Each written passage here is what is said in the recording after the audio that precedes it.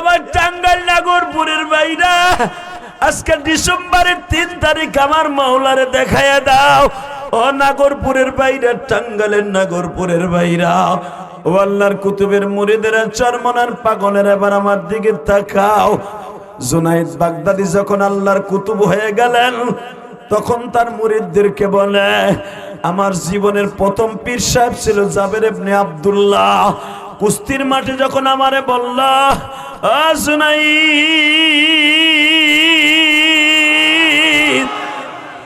আমি কিন্তু নবীর বংশের মানুষ, আমি কিন্তু একজন আলেম।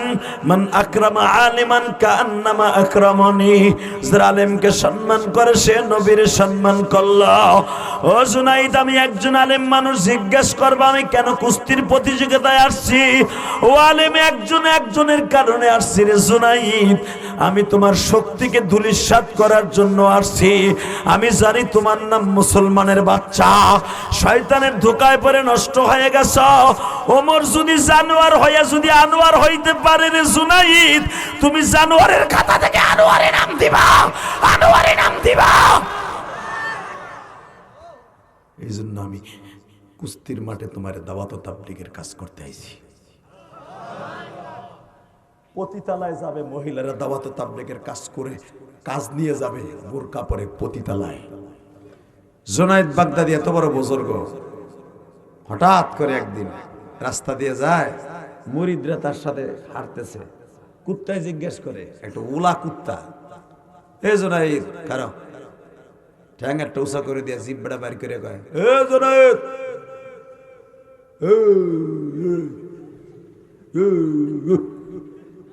খারাও। কুত্তার ভাষা আপনি বুঝেন না, আল্লাহর ওলিরা বুঝে। মারহাবা বলেন। আপনি তো শুনেন কিন্তু আল্লাহর ওলিরা বুঝেও আমার কি কইছে। জুনাইদ বাগদাদি বলে, আসসালামু আলাইকুম। কি হয়েছে? কোথায় বলে, কিছু তো একটা হইছে, নাহলে খারাইতে ঘুমকায়। মুরিদরা কয়, কার লগে কথা কয়, ডাইনে দেখি না বামে দেখি না, কার লগে কথা কয়। আল্লাহ, এত সময় হাসছেন, এখন কাঁদবেন। জুনাইদ বাগদাদি বলে, বলো কালবুন বল, আমার কোন অপরাধ আসেনি? জুনাইদ রে, গত কয়েক মাস আগে আমি তোমারে দূরের থেকে সালাম দিছিলাম, উত্তর দাও নাই। তুমি যাচ্ছিলা ঘোড়ার গাড়ির উপর দিয়া কোন এক মাহফিলের জুনাইদ।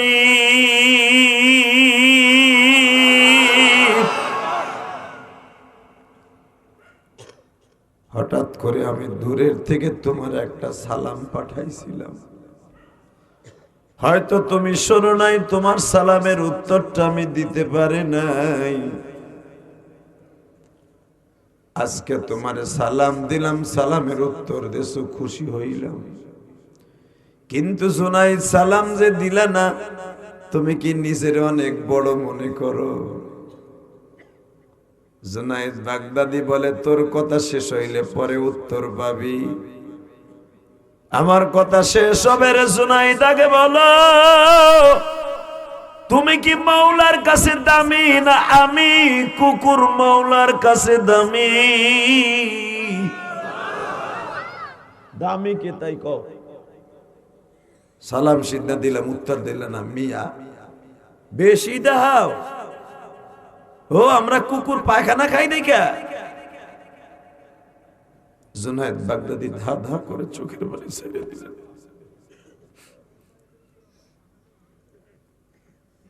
জুনাইদ বলে, ভাই, তোর প্রশ্নের উত্তর আমি আজকে দিতে পারবো না, যদি তোর আগে আমি মারা যাই, তোর প্রশ্নের জবাব আমার মৃত্যুর পরে নিয়ে যাবি।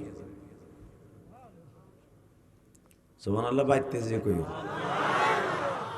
কুকুর কথা কয় আর তুমি হেন সুবহানাল্লাহ আসতে গো। এই বলে, তোর প্রশ্নের জবাব আমি আজকে না, যদি আমি মারা যাই, আমার মৃত্যুর লাশের কাছ থেকে তোর জবাবটা নিয়ে যাইস। কুকুর বলে, ঠিক আছে, সালাম আলাইকুম যান। আমি মরার সময় ঠিক পাবো না, আপনার বাড়িতে ঠিকই যাবো না, জানো, কেউ না পাইলে আমি পাবো না। আল্লাহর কি কুদরত বাবা। জুনায়েদ বাগদাদি মৃত্যু হয়ে গেলেন 1-2 বছর না, আরো 8 বছর পরে। কুকুর তারপরে জীবিত। 8 বছর পরে জুনায়েদ বাগদাদি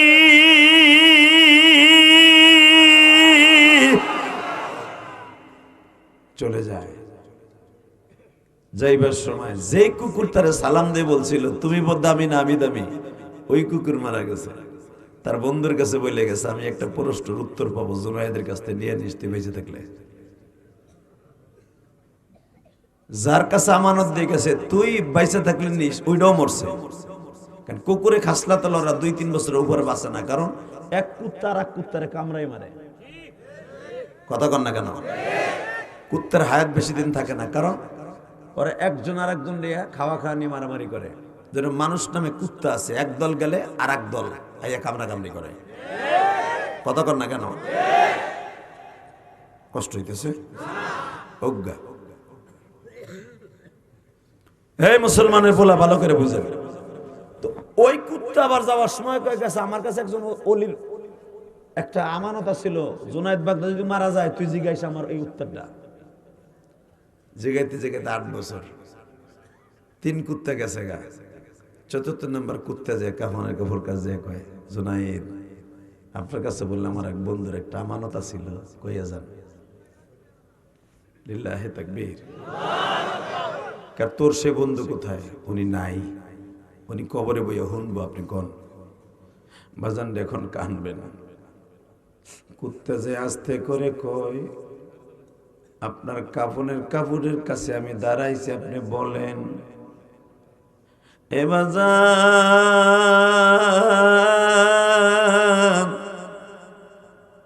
জুনায়েদ বাগদাদি আওয়াজ দিয়ে যাইতেছে আমি ঈমান নিয়ে দুনিয়ার থেকে আসছি,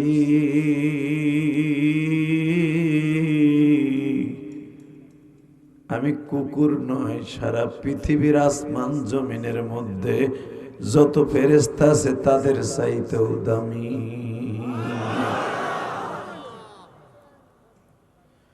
ফেরেশতার চাইতেও আমি দামি।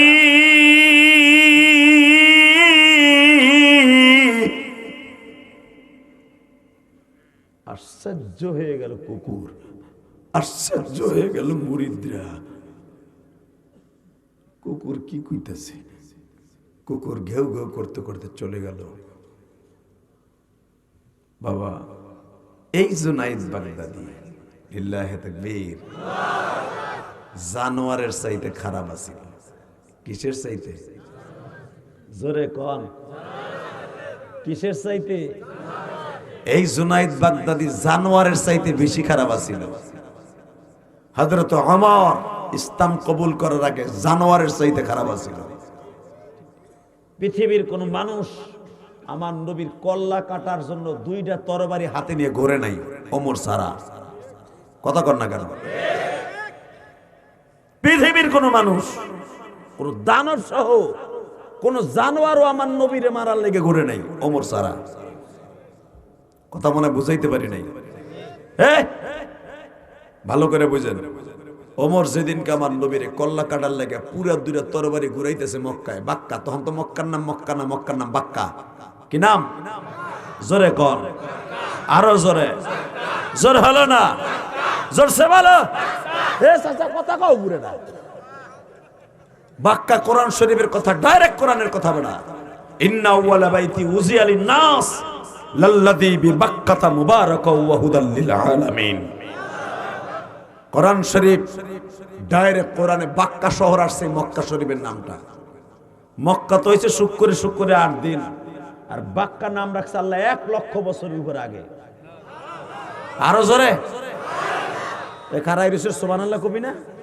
এ বলটুর জামাই তুই জাগা একসাথে। শহরটার নাম কি? বাক্কা। নাম কি? জোরে কন, আরো জোরে। যে যত জোরে বাক্কা বলবেন একবার না একবার মক্কায় যেতে পারবেন ইনশাআল্লাহ, আমি গ্যারান্টি দিয়ে গেলাম। আমি আমার জীবনে প্রথম হজ করছি টাকা ছাড়া 2004 সালে। 2004 সালে আমি প্রথম হজ করছি টাকা ছাড়া। হাজির আমার কাছে দোয়া চাইতেছে, হুজুর আমি তখন ঢাকা পুস্তকালয় হাস্তাবাদ এক মসজিদের খতিব, হুজুর দোয়া করেন, হজে যাইতেছি আগামী 15 তারিখ। ঠিক এই ডিসেম্বরের 4 তারিখ আমার জীবনে ফ্লাইট। সুবহানাল্লাহ, মিলে গেছে রে। জীবনের প্রথম 4 তারিখ আমার, ডিসেম্বরের 4 তারিখ আমার ফ্লাইট, আগামীকালকা। আলহামদুলিল্লাহ বলেন। নভেম্বরের 23 তারিখ এক হাজি, খুলে দেখেন হয়তো শুক্রবার হতে পারে, 23 কি 24। আমার কাছে এক হাজি এসে জিজ্ঞেস করে, হুজুর 2004 সালে নভেম্বরের 24 তারিখ না 23 তারিখ খেয়াল নাই, জুমার দিন ছিল। আমার কাছে এক হাজি জিজ্ঞেস করে, হুজুর এটা কথা কই, বলেন। আমরা একসাথে 8 জন হজে যাইতেছি, এর ভিতরে আমার ওয়াইফ আছে, আমাদের নাজিমউদ্দিন চেয়ারম্যান সাহেবের ওয়াইফ আছে, ডিপজলের বড় ভাই আছে, যে বাদশাহ, ওই যে বড় বড় চোখ ডিপজল নায়ক, ওইটা কিন্তু আমার লাগে আগে হজ করছে 2006 সালে। এবং ডিপজল আছে, আর বউ আছে। তখন ডিপজলের পোলাটা এতটুক। আমরা হজে যাইতেছি হুজুর একসাথে। 2004 সালে, আজকের কথা না। কয়দিন হইব?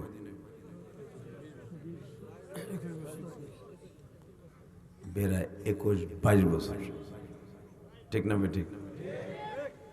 আল্লাহ আল্লাহ, এই 22 বছর আগে ইলিয়াসুর রহমান জিহাদি আর এখন ইলিয়াসুর রহমান জিহাদি আসমান জমিন পার্থক্য। যুবক মানুষ আস্তে করে হাত কান দেন, আল্লাহর হাত কান এইভাবে ধরে। কোনো ভালো কাজ করতে চাস, চোখের পানিতে আমার মাওলারে খুশি করিয়া আমার আল্লাহরে ডাক দিয়ে একদিন একটা দরখাস্ত সাবমিট করে দেখিস, দুনিয়ার সবার চোখের পানি বিফলে গেল, তোর চোখের পানি বিফলে যাবে না। আমি ওই যে জুমার সময় চোখের পানি ফেলাইয়া কাঁদছি, আল্লাহ কেমনে যাব মদিনায় গোমানি।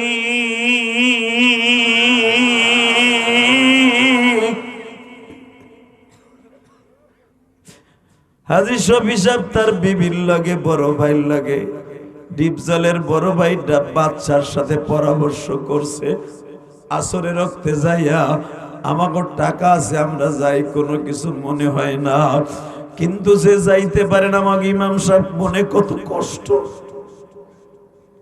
সাথে সাথে তারা 8 জন কয়ে গেছে, দূর বেড়া 5,000 করে দিলি তো, 10,000 করে দিলি তো 80,000, আমরা যাইতেছি 90,000 করে হজে। তখন 90,000 হজে যাওয়া যাইতো, আমরা 10,000 করে দে লয়ে যাই, হুজুর কত টাকা তো কত বলি বাংলাম। কসম আল্লাহ, তারাই পরামর্শ করে আসর রাখতে বলে। তখন পাসপোর্ট লাগতো না হজে যাই, একটা টেম্পোরারি পাসপোর্ট লাগতো, এটা হজেই কাজে লাগতো, আর কোনো কাজে লাগতো না এটা। এখন তো ইন্টারন্যাশনাল হজ পাসপোর্ট লাগে, তখন টেম্পোরারি হাতে বানানো একটা টেম্পোরারি হজের পাসপোর্ট দিত। একদিনের ভিতরে পাসপোর্ট বানাইয়া আমি ডিসেম্বরের 4 তারিখ আমাদের ফ্লাইট। বাবা, আমি আমার মাওলার মাগরিবের সময় সিজদায় বইয়া আধা ঘন্টা কাঁদছিলাম, আল্লাহ তোমার খেলা বুঝবার মতো তৌফিক করো। বাবা, যদি আপনি হজে যাইতে চান, মক্কা মদিনার পাগল হন, পয়সা লাগবে না, মক্কা মদিনার পাগল হন, যাইতে পারবেন। তাহলে বলেন জায়গাটার নাম কি? আরো জোরে কন, আরো জোরে। এ আমার কলিজার টুকরা টাঙ্গাইল নাগরপুরের বাইরা, জুনাইদ বাগদাদি এত বড় জানোয়ার ছিল। জুনাইদ বাগদাদি ছিল বাগদাদ শহরের ভিতরে নয়, সারা পৃথিবীর ভিতরে অলরাউন্ডার বাবা, কুস্তিবিদ। হযরত ওমর ছিল মক্কার ভিতরে সবচাইতে বড় জানোয়ার।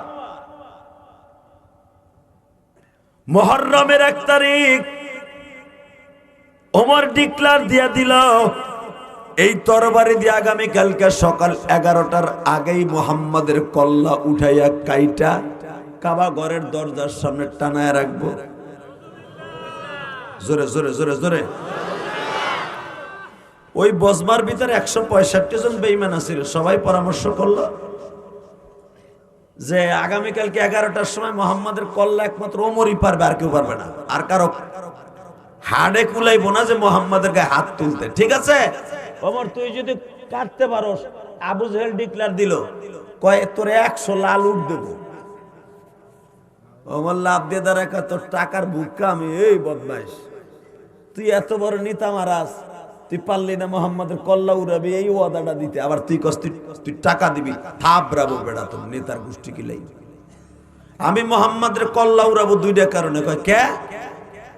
এক নাম্বারে আমার ফ্যামিলিতে আগুন লাগাই দিছে। ওই ঘরে যায় আর বউ ক্যাট ক্যাট ক্যাট ক্যাট খ্যাট খ্যাট করে কয়, তুমি মোহাম্মদের দলে ঢোকো, মোহাম্মদের দলে ঢোকো। মনে হয় আমার বউরে কালেমা পড়ে মুসলমান বানায় হেলাইছে। আমি আর ওয়াজি করুন না, কিচ্ছু কম না, আরো জোরে হইল কম। ঠিক আছে, হে মুসলমানের বলা সুবহানাল্লাহ আপনি কইবেন, লাভ আপনার হবে, আমার একটু আনন্দ লাগবে। একবার সুবহানাল্লাহ বলবেন, জান্নাতের ভিতরে একটা গাছ হবে। আলহামদুলিল্লাহ বলবেন, জান্নাতের ভিতরে আলহামদুলিল্লাহর গাছ হবে। একবার আল্লাহু আকবার বলবেন, জান্নাতের ভিতরে একটা আল্লাহু আকবার গাছ হবে। ফাজাইল আমল কিতাবের মধ্যে দেখবেন, ইমাম ফখরুদ্দিন রাজি তার হাদিস, তার কওল নকল করছেন আল্লামা জাকারিয়া সাহেব রহমাতুল্লাহ আলাইহি। ইলিয়াস রহমাতুল্লাহের বংশধর, আল্লাহর কুতুব লেখেন, কেউ যদি সুবহানাল্লাহ আলহামদুলিল্লাহ একবার বলে, এই দুনিয়ার ভিতরে তাসবিহাতুল ওয়াহিদা বাইনাস সামাওয়াতি ওয়াল আরদ, আসমান জমিনের মাঝে যত ফাঁকা জায়গা আছে নেকের দ্বারা ভরপুর হয়ে যাবে। এটা আমার বাপের বানানোর কথা না, এটা তোমাকে শেখ হাসিনা খালেদার কথাও না। এই সুবহানাল্লাহ খুব জোরে বলবেন, ইনশাআল্লাহ বলেন। আমার বউ সাওয়াল মায়ের ভিতরে গ্যাঞ্জাম লাগাইছে আমারে মোহাম্মদ। 2 নম্বরে মোহাম্মদ আমাকে রাজনীতির ভিতরে ফাটল ধরাই দিছে। ভাই ভাইয়ের লগে মিল নাই, যেই দোস্তের লগে গতকালকে মদ খাইছি আজকে কয় মদ খাওয়া ঠিক না। এইটারে না সরানো পর্যন্ত বন্ধু বান্ধব একসাথে ঠিক থাকা যাবে না। আরে সরা, এই 2টা কারণ আমি কাটবো, তোর উটের আশা কাটবো না বেড়া। আমি খাত্তাবের বলা বেড়া, আমার বাপে থুয়ে গেছে বিলিয়ন বিলিয়ন কোটি টাকার মালিক। আবু জেহেল কয় এরকম একটা পোলা আমি চাইছিলাম, তেজস্ব পোলা। ঠিক আছে ভাতিজা, মোহাম্মদের কল্লা তুই কালকে কাটবি। আমার দিক তাকাবেন, এখন কোনোদিন ঘাটটা ঘুরাবেন না। দেখেন কত বড় জানোয়ারের চাইতে খারাপ ওমর। বাইতে গেছে, বাইতে যে কয়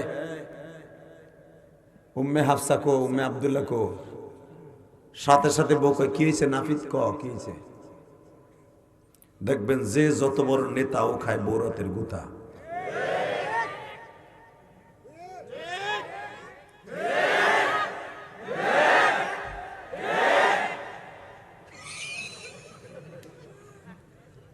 কোন রিক্সা চালকের বউ জীবনে স্বামীর একটা ঠন্না দিতে পারে না। যত বালিশ চাপা, যত পরকিয়া স্বামীর লইয়া ওই বেটারে খুন করা, সব বড় লোক। কথা ক, একটা বড় লোক আর বৌরাতের পাক খাইতে পারে না, কাজের বুয়ার পাক খায়। আর একটা রিক্সা চালকের বউ পাক করতে দেরি করলে রিক্সার চেন খুলে পিডাইয়া ওরম একটা বাড়ি বড় লোক দিতে কই হতো। এই যে কাউয়া কাঁদে, চাউল মেয়ে তো কিচ্ছু নাই, কে খাইব সম্পদ আল্লাহ জানে। কথা বলে না কেন? এই যে আইনমন্ত্রী আনিসুল হক আলেম ওলামারে কম জ্বালায় নাই।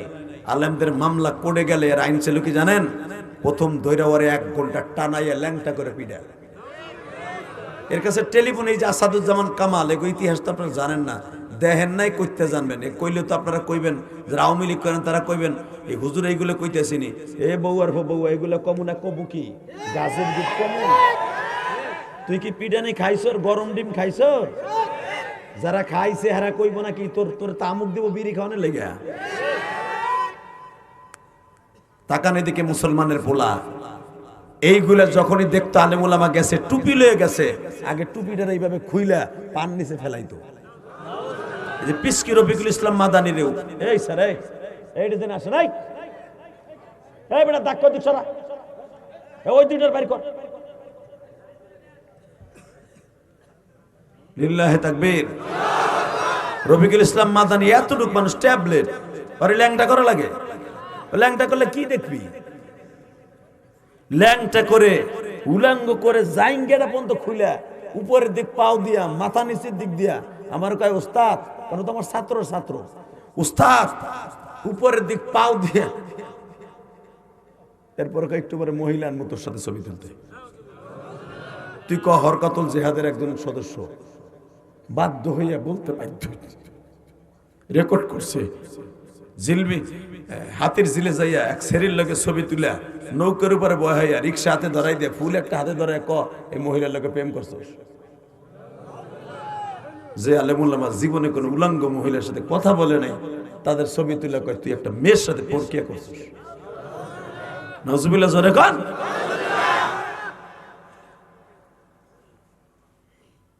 খালি নিজের দিক চাইও না, আমেরিকালারা ভুলে যায়ও না। ওয়ালা তাজিরু ওয়াজিরাতুন বিজরা উখরা, আল্লাহ সহ্য করতে না পারলে আযাব গজব চাপায় দেয়। আল্লাহর দোষ দাও না। আবার কি দলিল দেয় এখন জানো? আরে বাবা, নবীরা হিজরত করছে না, আমরা হিজরত করছি। বাবা ডাইরেক্ট কয় আমারে কাজী ভাই আর গোপালগঞ্জ নবীরাও তো হিজরত করছে, একটু রদ বদল হয়েছে, এক জায়গায় তার এক জায়গায় আবার শক্তিশালী হয়ে আইছে। আমি হ এবার শক্তিশালী হয়ে আইও, হিজরত করে আইও। নবীর হিজরত আর তোমাকে হিজরত। নবীরে তো বেঈমানরা কোবানের লেগে ডাল সর কিনেছে আর তোমাকে লেগে স্যান নিছে স্যান। কথা কন না কেন?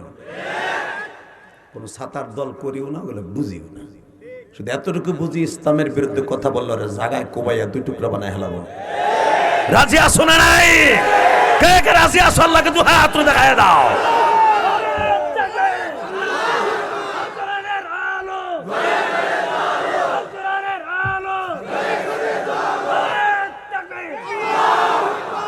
যারা আওয়াজটা দিচ্ছেন না এদের কণ্ঠই আল্লাহ হাউজে কাউসারের বিনিময়ে কিনে নিবে। আর যারা আওয়াজ দেন নাই, আপনি যে দল করেন না কেন, জুতার আর বাড়ির অভাব নাই। এটা বৌরতের খান আর নেতার হাতের খান আর পোলাপানের হাতের খান, জুতার বাড়ি খাইতে হইব খাইতে হইব খাইতে হইব। তা না হলে বড় বড় এই যে মাইনকে চোরা সর্বপ্রথম কোরআনের পাখি আল্লামা সাইদির ফাঁসির দাবিতে সর্বপ্রথম বিচারক হিসাবে সর্বপ্রথম কলম ধরছে। আজকে সেই মাইনকে চোরার বিসি একটা লাঠি দিয়ে গালা হেলাইছে, এক লাঠি তোর বিসি গালা হেলাইছে। মরা অবস্থায় পড়েছিল ভারতের বর্ডারে কলার পাতার উপরে, সেখান থেকে আর্মিরা টোকাইয়েন এখন জেলখানায়। বিসি একটা গলছে আর একটা আছে। যেই মাইনকে চোরার সাইনে সাইদের ফাঁসি হয়েছে, সেই মাইনকে চোরা বিচলে দুনিয়াতে যাইতে পারতেছিস না। কতক্ষণ না কেন? মাইনকে চোরার বউ সারা জীবন ওরে মারছে। মনে রাখবেন, যে যত বড় নেতা কন কন কন কন কন কন কন ও খায় বউ রাতের গুতা। জন কইছে বউরে কে কেছে নাফিস কথা এমন কসকে আজকে তো আমার তোর সুমা দেওয়া উচিত। কে? আমাকে মক্কার সবচেয়ে বড় দুশ্মন রে আজকে হওয়া এলাম কালকা। এখন কানবেন, বহুত হাসছেন। ওমরের বিবি কিন্তু কালেমা পড়ে লেছে 1.5 মাস আগে, ওমর জানেও না। আর কালেমা পড়ার পর ওমরের লাগে একদিন ওমরের বিবি ঘুমায় নাই, কারণ জানে তুই মোমেন, আমি মোমেন, তুই কাফের, তোর লাগে আমার কোনো কিছু জায়েজ নেই। কিন্তু সামাজিকতার 4টা বাচ্চার লেগে তোর ঘরে থাকতে হয়। তোরে চান্স দিচ্ছি না, তোরে যে আমি খাটে হইতে দেই না, মনে মনে কয় তুই তো বোঝস না বেঈমানের বাচ্চা, তোর বাপও তো বেঈমানে মরছে, তুইও বেঈমান। তোরে যে কেন আমার খাটে হইতে দেই না তুই তো বোঝস না, তুই তো খালি চেতাচেতি করস। নাপিত এতগুলো মানুষ থাকতে তুই দায়িত্ব নিয়ে আইলি, মুহাম্মদ সাল্লাল্লাহু আলাইহি ওয়াসাল্লামের কল্লা তুই উড়াবি, পারলে তুই উড়াইস। রাত্রে আবি না আমার খাটে, তোর গলা চিপা আমি মারব।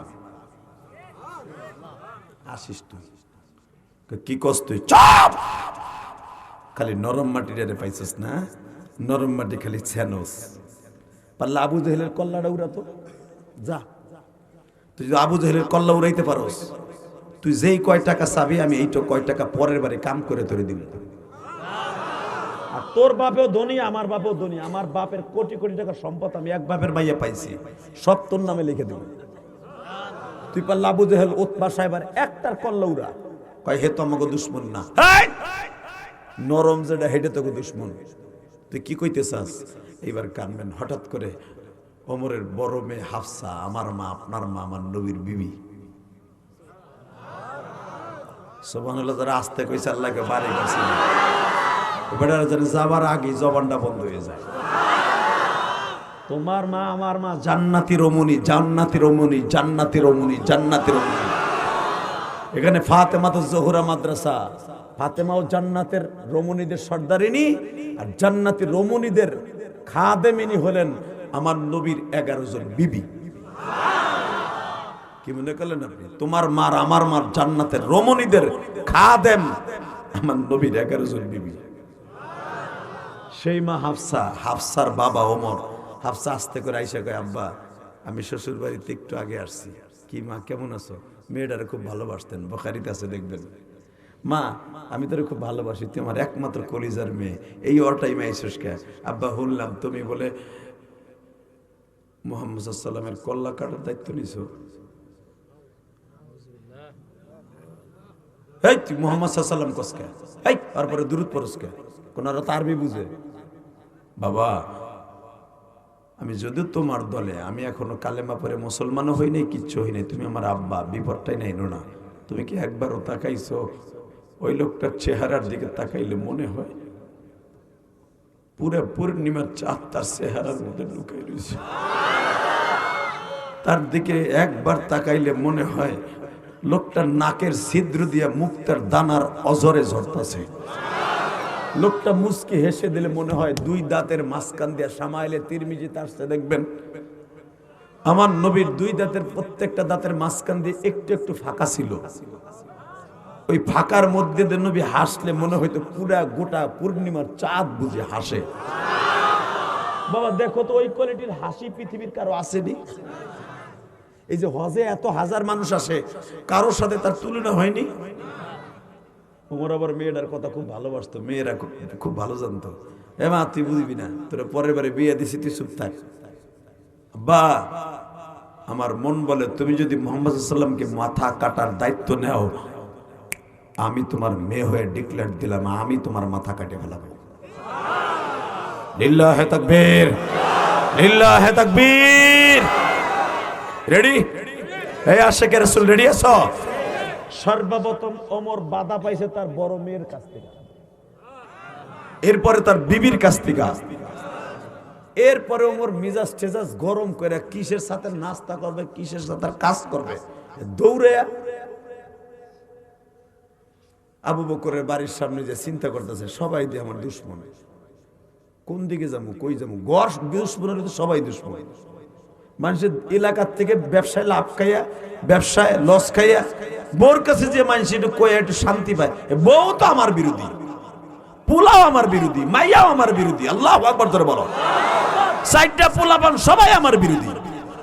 জামু কই ছাতা, কি দায়িত্ব নিলাম? আর না পারলেও তো সমস্যা, মানুষ আমার কাপুরুষ কইব, আমার মাথায় গোল ডাইলে দিব। এতগুলা বেঈমানের সামনে আমি সভাপতির দায়িত্ব লয়ে এলাম।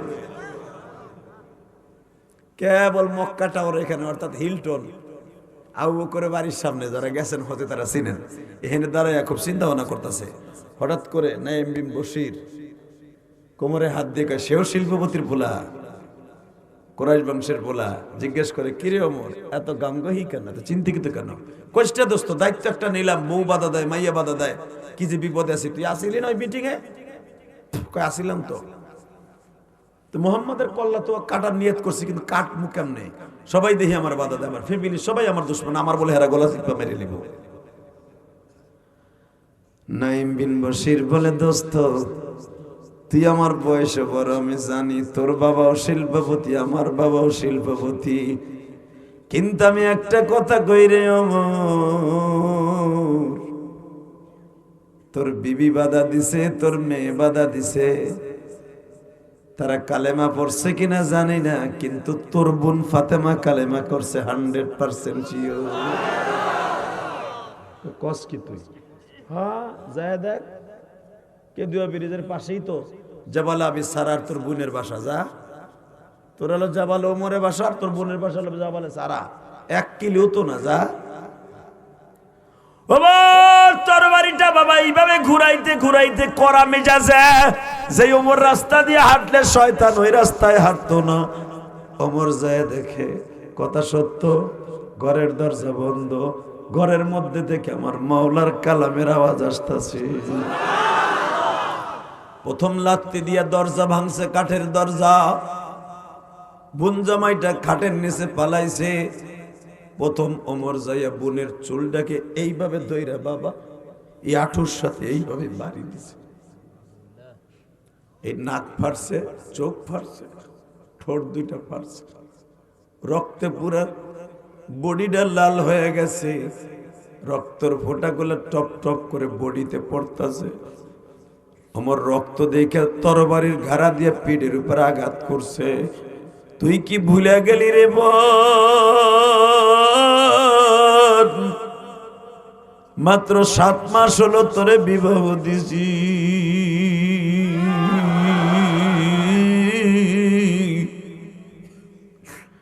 শুনতে পাইলাম তোর পেটে বাচ্চাও আসছে। আমি মামা হব,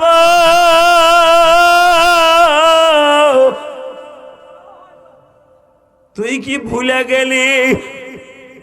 বাপ মরা মেয়ে, তুই আমার একমাত্র বোন।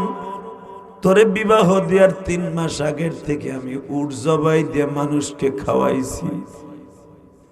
বিদেশ থেকে মদ এনে বিশাল বড় বড় কলসি ভরে মদ খাওয়াইছি। কারো কাছ থেকে একটা টাকাও নেই নাই, কারণ সবাই জানে ওমর নেতার বোনের বিয়া। এত টাকা খরচ করে তোর বিয়া দিলাম, 250 ভরির উপরে স্বর্ণ দিলাম। আল্লাহু আকবার বলো। এত কিছু দিয়ে তোর বিয়ে দিলাম, ওমর নেতার বোন। তার প্রতিফলন আমার এইটা দিলি, তুই নাস্তিক হয়ে গেলি? তুই মুহাম্মাদের দলে যে নাস্তিক হলি? তার থিওরি তো ঠিকই আছে। ওমরের বোন কান্দার কয়, ভাই আমি নাস্তিক হই নাই, আমি মুমিন হইছি।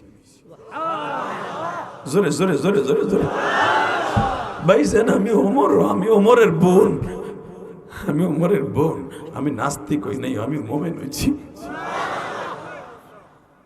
ওমর এই কথা শুনে আরো মারছে।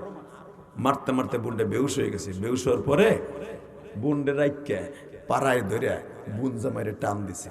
ঠ্যাং ধরে টাই নাই না, 2টা ঘুষে যখন দিছে, ওমরের বোনে বেহুশ অবস্থায় ভাইয়ের কোমরের থেকে তরবারে টান দিয়ে নিয়ে কয়, এই ওমর খাত্তাবের পোলা ওমর, খাত্তাবের পোলা ওমর, তুইও খাত্তাবের পোলা, আমি খাত্তাবের মেয়ে, দুইজনের গায়ে একই রক্ত। তুই আমার এত সময় মারছস, কিচ্ছু বলে নাই। আমার স্বামীর গায়ে যদি আর একটা আঘাত করস, তুইও যুদ্ধের ট্রেনিং শিখছস, আমিও শিখছি। তুই যেই কলেজে পড়ছস, ইন্টারভিউ দিছ, আমি ওই কলেজে পড়ছি। তুইও ট্রেনিং জানোস, আমিও ট্রেনিং জানি। কারণ সৌদি আরবের মেয়েরা সবাই তো দৈনিকালে যুদ্ধের ট্রেনিং জানতেন। নবীর প্রত্যেকটা বিবি যুদ্ধের ট্রেনিং জানতেন।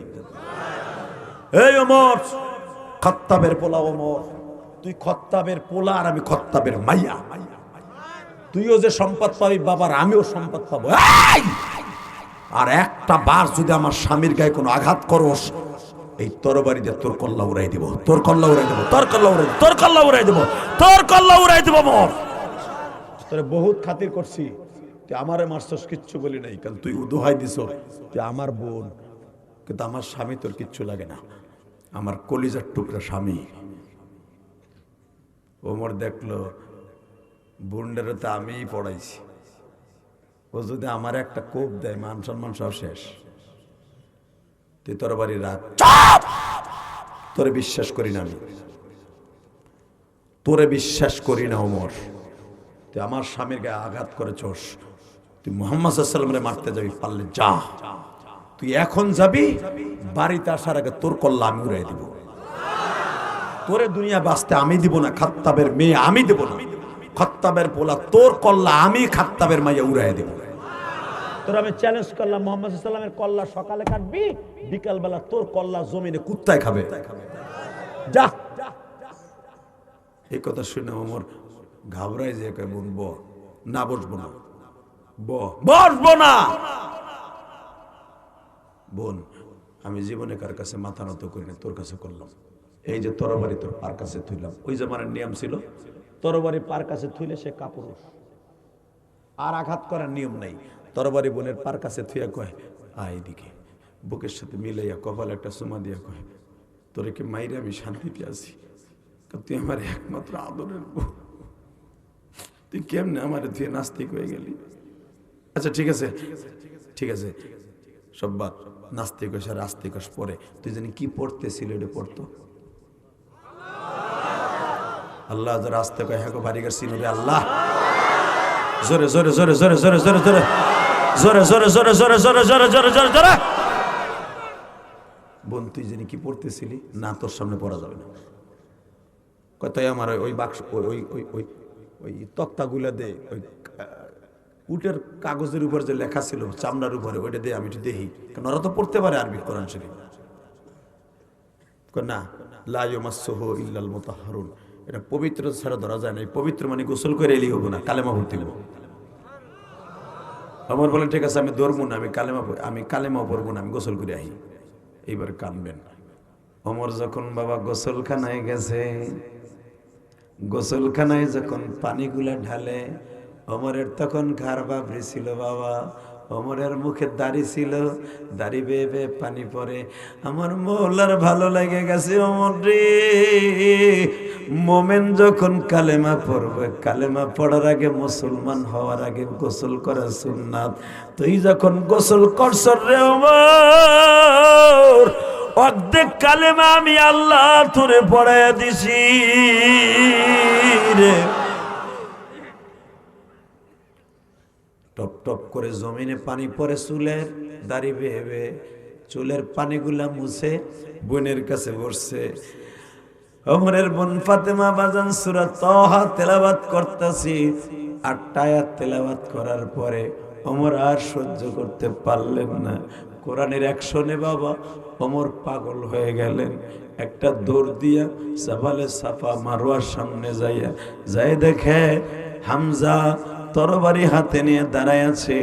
হামজার সামনে যখন ওমরের ফেস টু ফেস দেখা, হামজা বলতেছে খাত্তাবের পুলারে, তরবারি জিতাইছিল খাপের মধ্যে ঢুকা, হাতে কালেমা মুখে কালেমা, হাতে তরবারি থাকলে সমস্যা নাই, কিন্তু তোমার হাতে তরবারি থাকবে, মুখের মধ্যে প্রতিশোধ থাকবে। আমি হামজার তরবারি তোর কল্লায় উঠবে। সঙ্গে সঙ্গে ওমর বলে প্রতিশোধ নেওয়ার জন্য আসি নাই, আমি মুহাম্মাদের কল্লা নিতে আসছি। হামজা বলে যদি মুহাম্মাদের কল্লা নিতে হয় আগে আমারটা নে,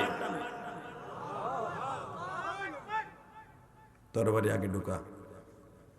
আমার নবী জাবালে সাফা মারওয়ার মাঝখানে শিয়াবে আবু তালেব একটা জায়গা আছে, বারান্দা এখনো আছে, কষ্ট হইতেছে। এখানে বসে আরকান ইবনে সাবেত সহ 29 জন সাহাবীরে বাবা কালেমার তালকিন দিতেছে, মস্ক করাইতেছে। আল্লাহু আকবার বলো। কোরআন শরীফের সূরা ইয়াসিন আমার নবী মস্ক করাইতেছে কারি সাহেব হিসাবে। আমার নবী কারি সাহেব, আমার নবী হাফেজ সাহেব, আমার নবী মুফতি সাহেব, আমার নবী পৃথিবীর সর্বশ্রেষ্ঠ বৈজ্ঞানিক। যারা মাদ্রাসায় খায়রুকুম মান তাআল্লামাল কুরআন ওয়া আল্লামা, নবী এমনি এমনি হাদিস বর্ণনা করে নাই, সর্বোত্তম ওই ব্যক্তি যে কোরআন শিখায় এবং শিখে। আমার নবী কারি সাহেব, পৃথিবীর শ্রেষ্ঠ কারি আমার নবী, কোরআন মস্ক করাইতেছে। ইন দি মিন টাইমে ওমর যে হাজির, হামজারে বলতে চাচা লাইন সারেন, লাইন সারেন। ফাতাহনা আবওয়াবাস সামা, দরজার পর্দা সরায় দেন, সরায় দিয়া আস্তে করে বলে ওমর, ইয়া ওমর আল খাত্তাব ইমশি ইমশি আল্লাহ ইমশি, এদিকে আয়। ওমর যখন নবীর চেহারা একবার তাকাইছে, একবার তাকাইতে দেরি আছে, ওমরের চোখ আর আমার নবীর চোখের মধ্যে আল্লাহর কুদরতি নজর পড়ে গেছে। ওমর আস্তে আস্তে করে এই যে মাথা নিচের দিক দিছে, তরবারিটা খাবের থেকে নিয়ে নবীর পার কাছে রাইখা বলে, এই যে কল্লা দিলাম। নবী মাথায় হাত দিয়ে কয়, কল্লা দিয়ে আমি কি করব? এদিক তাকান, বুখারীতে আসছে কল্লা দিয়ে আমি কি করব? কল্লা দিয়ে কিচ্ছু করতে হবে না, এই কল্লাটা আপনি 2 টুকরা করে দেন। কেন এই কল্লার ভিতরে মাথার মধ্যে এই বুদ্ধি আসলো যে মুহাম্মাদের কল্লা উড়াইতে হইব? তবে যেই কল্লা উড়াইতে পারলাম না, কল্লা আজকে দিয়ে গেলাম, এই কল্লা আজকে উঁচা থাকবে আর বলতে হবে মক্কার ভূখণ্ডে কে মুহাম্মাদের একটা পশম সোজা করতে পারে, কে সোজা করতে পারে। সারা দুনিয়া দেখাই দেবে এই টাঙ্গাইল নাগরপুরের যুবক ইসলামের বিরুদ্ধে, কোরআনের বিরুদ্ধে, আল্লাহর বিরুদ্ধে, দাড়িটুপির বিরুদ্ধে, মুসলমানের বিপক্ষে যারাই কথা বলবে ওর কল্লা উড়াই দিব, ওর কল্লা উড়াই দিব, ওর কল্লা উড়াই দিব। কাকে রাজি আছো? আল্লাহকে দুই হাত তুলে দাও।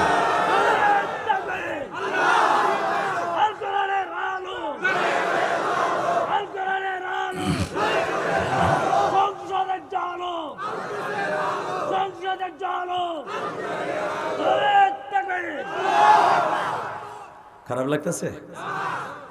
আরে মাত্র 10 মিনিট কথা বলবো, কয়টা বন্ধু চলবো?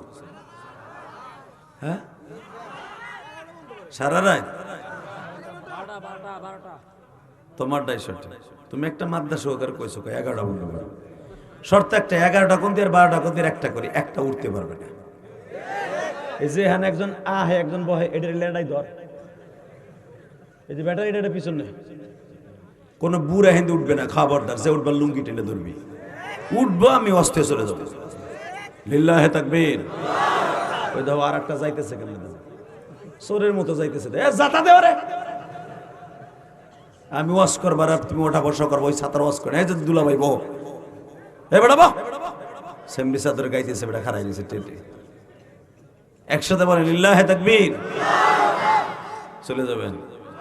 আমার জীবনে গাজীপুরে এক ওয়াজ করছিলাম, গাজীপুর ছিলেন না, বাবাল রাজার মাঠে।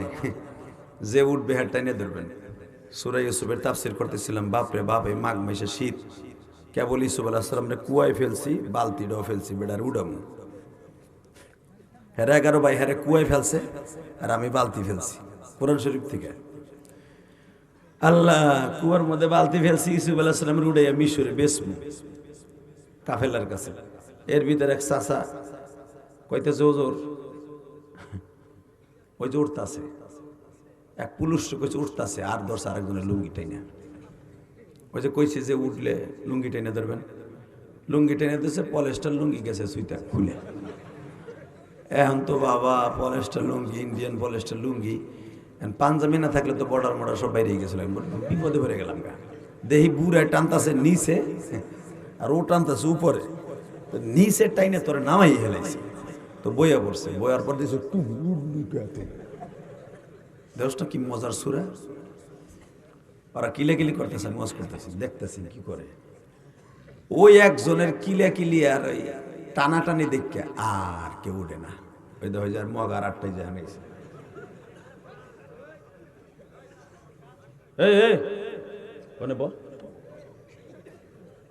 হেন্দে জানি কেউ আসতে না পারো, ধাক্কায় পিছনে ফেলাবো, তোমরা দাঁড়াইছো আসে কেমনে? লিল্লাহে তাকবীর। তো যখন দেখছে একজনের টাইনে টুইনে বসাইতেছে, এক চাচার পোষ সবাইছে আধা ঘন্টা আগে, বইছে মাঝখানে। মাঘ মাসে শীত, চাদর মাদর গাইতে বেড়ায় বইছে।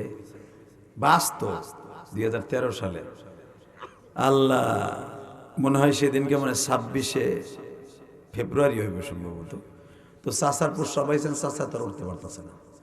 যদি পোলা মানে লুঙ্গি টেনে ধরে, কারণ ওরে ধরছে পোলায় চাচায়, আর এখন যদি চাচায় ওটা ধরবে পোলা মানে 100% পোলা মানে টেনে ধরবে। ওর বিপদে পড়ে চাচা চিন্তা করে কি করবো, কোন দিক যাবো, উঠমু না হেনে মারমু। এখন চিন্তা করে যদি হেনে এই খেড়ের মধ্যে মারি, তো গড়ে আর একজনের পিছনে যাবে, কবে চার পানি এলে করতে, আর এক বিপদ পানি এলে করতে, গরম পানি। শীতকালে প্রস্রাব গরম না, ঠিক আছে। চিন্তা ভাবনা করতেছে কর্মু কি, চিন্তা ভাবনা করে বেড়ায়, চিন্তা না চায়না বুদ্ধি একটা বাইর করি। ওই যে প্লাস্টিকের ঠঙ্গা জুতা আছে না, নাগরা জুতা, ওইটারে লুঙ্গির মধ্যে নিচে আস্তে আস্তে নিয়ে চাদর দিয়ে গিরা আস্তে আস্তে ছাড়ছে। ছাড়ার পরে বাবা ওইটা না আধা ঘন্টা আগের সাফা জিনিস ও ছাতাদা হিস করে উঠছে, হিস করে যখন চের চেরে উঠছে, পাশে থাক বলে কয় চাচা আওয়াজ হয় কি কলকল আওয়াজ হয় কি গায়ে চুপ কথা চুপ কর মুইতে দিস চুপ কর দশটা দিয়ে কি করে লুকিটা না ডিজিটাল পোলাকের বইয়ে থায় ও লাভ দেখার এক সাতা মুইতে দিছে জেহাদির ডরে মুইতে দিছে মাইরা দিছে রে মুইতে দিছে কইছে রে ভাই 5 মিনিট আমার মাঠ খালি আমি 2013 সাল থেকে 18 সাল পর্যন্ত গাজীপুর যাইতে রে নাই যখনই আমি এলাকায় গাড়ি নিয়ে ঢুকতাম পিছনে ত্যাগ পোলা কইতো মাইরা দিছে হাফিজুর রহমান সিদ্দিকী নোয়াখালী সেখালি খালি কইতো ওরে বাটপার হাফিজ এই ডরে 2 বছর ওয়াজি নাই এই মুসলমানের বলা মনে রাখবা এখানে টানা টানা যেন না লাগে একটা ওঠার চেষ্টা করবা লিল্লাহে তাকবীর লিল্লাহে তাকবীর রেডি লিল্লাহে তাকবীর আল্লাহু আকবার দিন ইসলাম একজনে কয় কায়েম হোক আর একজন কয় জিন্দাবাদ দুই গ্রুপ হইছে কায়েম হোক বলবা দিন ইসলাম আল কোরআনের আলো সংসদে জ্বালো আচ্ছা আপনারা চান না অন্তত 50টা আলেম উলামা চান ঘোড়ার ডিম চান সবাই চান সবটি চান না আমরা জানি আমি সব ভোট উলামা একরামরা দিবেন না এটাও জানি তা না হলে সরমনায় কবে আগে তো ইলেকশন করে একটাও চাইতে পারলো না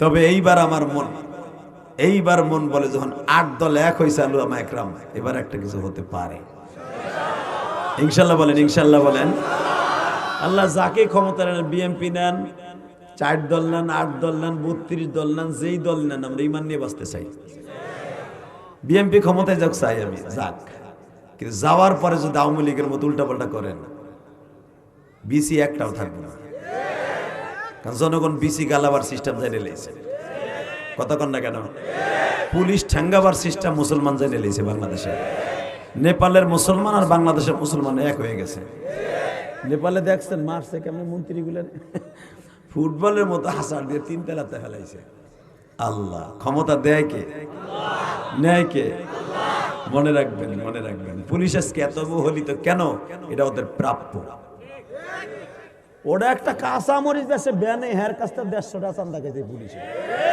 রাত্রে টেলাক চালাই বেড়ারা এই রাস্তা দিয়া বরাঙ্গেল থেকে বেড়া যাবে টাঙ্গাইল রোডে খাড়ায় কয়ে দুলাবাড়ি পোলা খাড়া লাইট মারে ময়ূর করে খাড়া কয় স্যার দিতে আর কিছু নাই ফেরি গাড়ি দিছি অমুক যা দিছি তমুক কয় সিগারেট নাই ওইটাও দে শীতের মধ্যে খাইয়ে টানি বেটার সিগারেটটা সুদে রেখে দিছে কথা কর না কেন আল্লাহর গজব নাই মিয়া এখন পুলিশটা মানে রিক্সা চালক কলার ধরে ঘুষায় কোন দেশে বাস করে রিক্সা চালকের কইছে লাইসেন্স দে কয় আগে লাইসেন্স না কেন লাইসেন্স না উত্তরবঙ্গের এক পুলিশ ও এক রিক্সা চালক মুই এখন লাগুম কই এই দিছে ঘুষি আর একটা ফেল দৌড়ে এসে কি হয়েছে স্যার ঘুষাইছি ও লাইসেন্স আছে স্যার বহেন তো মানে ওই দেশের ভাষা স্যার বহেন তো কহেন তো কি কম লাইসেন্স চাইলো কি চিন্তা করেন আইন কোথায় চলে গেছে আল্লাহ হেফাজত করেন জোরে করে আমিন আরো জোরে করে আমিন আল্লাহ আমার দেশ আইন শৃঙ্খলা ভালো করে দেন ন্যায় নিষ্ঠার সাথে একটা ভালো কাজ করার তৌফিক দান করেন কষ্ট হইতেছে এবার আমার দিক তাকাবেন কোনো দিকে ঘাটটা ঘুরাবেন না সর্বময় ক্ষমতার মালিককে যে জানোয়ার ওমর যদি আজ কানোয়ার হয়ে যেতে পারে আমরাও জানোয়ারের খাতায় নাম ছিল গুনাহ করতে করতে শেষ করে ফেলেছি আনোয়ারের খাতায় নাম দিব ইনশাআল্লাহ বলেন বাজন্নে জুনায়েদ বাগদাদির কথা বলতেছিলাম মনে আছে এ টাঙ্গাইল নাগরপুরের যুবক রে জানোয়ার জুনায়েদ বাগদাদি ক্ষমতার দাপটে অনেক কিছু করতেন গো বাবা জুনায়েদ বাগদাদি আজকে রাস্তা দিয়ে যায় হঠাৎ করে শুনতে পাইলেন আগামী বৃহস্পতিবার 10ই মুহররম আমার সাথে কুস্তি লাগবে সালমান পার্কে ইরাকে, যে আমারে হারাইতে পারবে 1000 স্বর্ণের টাকা নিয়ে দেশে যাবে। আবার শুনতে পাইল যে জুনাইদ বাগদাদিরে হারাইতে পারবে এই দেশে সে হবে কুস্তিবিদ। জুনাইদ এই ফরমান শুনিয়া প্রিপারেশন নিচ্ছে জুনাইদ। দরখাস্ত পড়ল বাবা 103টা দরখাস্তের মধ্যে একজন দরখাস্ত পড়ছে যার পুরা বডির মধ্যে জুনাইদের ঠ্যাঙের মধ্যে যে গোস্ত আছে পুরা বডির মধ্যে ওই প্রার্থীর গোস্ত নাই। ক্রীড়ামন্ত্রী জিজ্ঞেস করে, ভাই তোমার নাম কি? তোমার যে কাগজপত্র বায়োডাটা দেখতেছি তুমি জুনাইদের বিরুদ্ধে কুস্তি লাগতে আসছো, তোমার বাড়ি কোথায়? মক্কায়।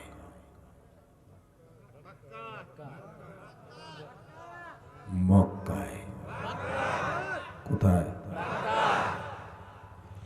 তুমি মক্কার মানুষ? হ্যাঁ। ইরাকে আসছো? হ্যাঁ। জুনাইদের সাথে কুস্তি লাগছে? হ্যাঁ। জুনাইদের চেহারা দেখছো? দেখছি। জুনাইদের একটা ঘুষির ওজন 8.5 মণ। 8.5 মণ অল ঘুষি দিলে অলটা ওই পাশে চিত হয়ে পড়ে। সেই জুনাইদের সাথে তুমি কুস্তি লাগবা? কি বলে দেখেন, আন্নাল কুওয়াতা লিল্লাহি জামিআ। জুনাইদ সর্বময় ক্ষমতার মালিক না, সর্বময় ক্ষমতার মালিক কে? কে কে কে? কিরা মন্ত্রীর চোখ উল্টে গেছে। কও কি? এই তুমি কোরআনে আয়াত পড়তাছে। এই তোমার বাড়ি কই? আমার নাম জাবের ইবনে আব্দুল্লাহ কুরাইশি, আমি নবীর বংশের মানুষ। তুমি কি পারবা জুনাইদের সাথে মরতে আইছো? এই দেশে মরতে আসি নাই না মারতে আইছে আল্লাহ জানে। ইয়াহইয়ু ওয়ামিতুহু আলা কুল্লি শাইইন কাদির আল্লাযী খালাকা সাবআ সামাওয়াতিন তিবাকা আল্লাযী খালাকাল মাউতা ওয়াল হায়াতা লিয়াবলুয়াকুম আইয়ুকুম আহসানু আমালা। ভালো মন্দ তার হাতে, জীবন মরণ তার হাতে, জুনাইদের হাতে না। কোরআনে আয়াত পড়ে কিরা মন্ত্রীর মাথা ঘুরে হেলাইছে। খালি কইছে জুনাইদের বাড়িটা কই আমারে দেখাই দেন। জুনাইদের বাড়ির সামনে যে কয়, জুনাইদ কে তুমি? আমি জাবের ইবনে আব্দুল্লাহ। বাড়ি কোথায়? মিনাইনা জিতা, মক্কা। মক্কা? মা ইসমি, নাম কি? জাবের ইবনে আব্দুল্লাহ। ছেলে মেয়ে কয়জন? 4 জন। 2টা মেয়ে বিয়ের উপযুক্ত, 2টা ছেলে মাদ্রাসায় পড়ে। আমি ইমাম মালিকের বংশধর। জাবের ইবনে আব্দুল্লাহ বলে, তোমার বাড়ি মক্কায়, তুমি কি লেগে আমার বাড়িতে? কিছু টাকা পয়সা লাগবে না, তোমার কাছে ভিক্ষা নিতে আহি নাই। আগামীকালকে তোমার সাথে আমার কুস্তি, যদি তোমার সাথে আমার প্রথম কুস্তির প্রতিযোগিতা হয়, তুমি আমারে কেমনে মারবা, আমি তোমারে কেমনে মারবো এটা দেখতে আইছি। জাবের ইবনে আব্দুল্লাহর কথা শুনে জুনাইদ বাগদাদি এখন চোখের পানি ছেড়ে দিয়ে কয়, একবার হাসে আর একবার কান্দে, চোখ মুছে আর কয়, তুই আমারে ঘুষি দি। হ্যাঁ, তুমি 10টা দিবা, আমি একটা দেবো। আমারটা কোন জায়গায় লাগবে তা জানি। জুনাইদ, কালকে দেখা হবে, কিন্তু মনে রাখবা আন্নাল কুওয়াতা লিল্লাহি জামিআ। সর্বময় ক্ষমতার মালিক আমার আল্লাহ, সর্বময় ক্ষমতার মালিক আমার আল্লাহ, সর্বময় ক্ষমতার মালিক আমার আল্লাহ। তুমি নিজের এত ক্ষমতাশালী মনে করো না। তুমি এইবার দিয়া 7 বার বলেছো মেডেল নিবে, এইবার 8 বার স্বর্ণের মেডেল তুমি নাও, দেখায় দেব আল্লাহ কাকে দেয়। যাও। সালমান পার্কের গ্যালারিতে হাজার হাজার মানুষ, মাইকের আওয়াজ বাড়া রে, কিসের সাতার মাইক একটা আনছে রে। বাজান এবার আমার দিকে তাকান। সালমান পার্কের পাশে আলেমও আছে, মুহাদ্দিসও আছে, মাদ্রাসার প্রিন্সিপালও আছে। মক্কার মানুষ আসছে জুনাইদের সাথে কুস্তি লাগান লাগিয়া। শুধু মক্কার নয়, সে রাসূলের বংশের, কুরাইশ বংশের মানুষ। আওলাদের রাসূল যদি বাজান আমাগো বাংলাদেশে আসে, এয়ারপোর্ট থেকে আমরা তারে মনে হয় স্বর্ণের গালিচে বিছাইয়া গাড়িতে উঠাই। কথা কন না কেন? আরশাদ মাদানী আওলাদের রাসূল যখন আমাদের দেশে আসে, এক এক মাদ্রাসার মুহাদ্দিস সারা রাত ঘুমায় না। হুজুর যদি একটু কাশিও দেয়, হুজুরের পিকদানি আমাগো দেশের বড় ওলিরে ধরে বয়ে থাকে। কেন জানুনি? তোমার গায়ের মধ্যে আমার নবীর ব্লাড আছে, রক্ত আছে। এটা তুমি মানুষ হিসাবে কদর দিচ্ছি না, আমার নবীর রক্ত তোমার শরীরে আছে বিদায় কদর দিচ্ছি। আলেম ওলামা একদিকে তাকাইয়া পুরো সালমান পার্কের গ্যালারি ঘিরে ফেলছে। বড় বড় মুহাদ্দিসরা বলে রাসূলের বংশের ডাইরেক্ট ছেলে আসছে, জুনাইদের সাথে কুস্তি লাগবে, কিন্তু তার পুরো বডির মধ্যে 40 কেজি গোশ নাই। জুনাইদের 2 রানে আছে 40 কেজি। এই বেড়া কুস্তি লাগবে কি দিয়া? কেউ এসে দেখতে, কেউ এসে উপহাস করতে। হঠাৎ করে লটারি ধরা হলো, জুনাইদের সাথে প্রথম কে কুস্তি লাগবে। এবার আওয়াজ দিয়ে, আপনার জীবনে কোনোদিন ৫০ বছরের ভিতরে আওয়াজ দেন নাই, আপনার কণ্ঠ আল্লাহ কিনে নেবে, আওলাদের রাসূলের সাথে আপনার জান্নাত হবে। 3বার যখন টস করছে কে আগে জুনাইদের সাথে কুস্তি লাগবে, 3বারই জাবের ইবনে আব্দুল্লাহর নাম আসছে।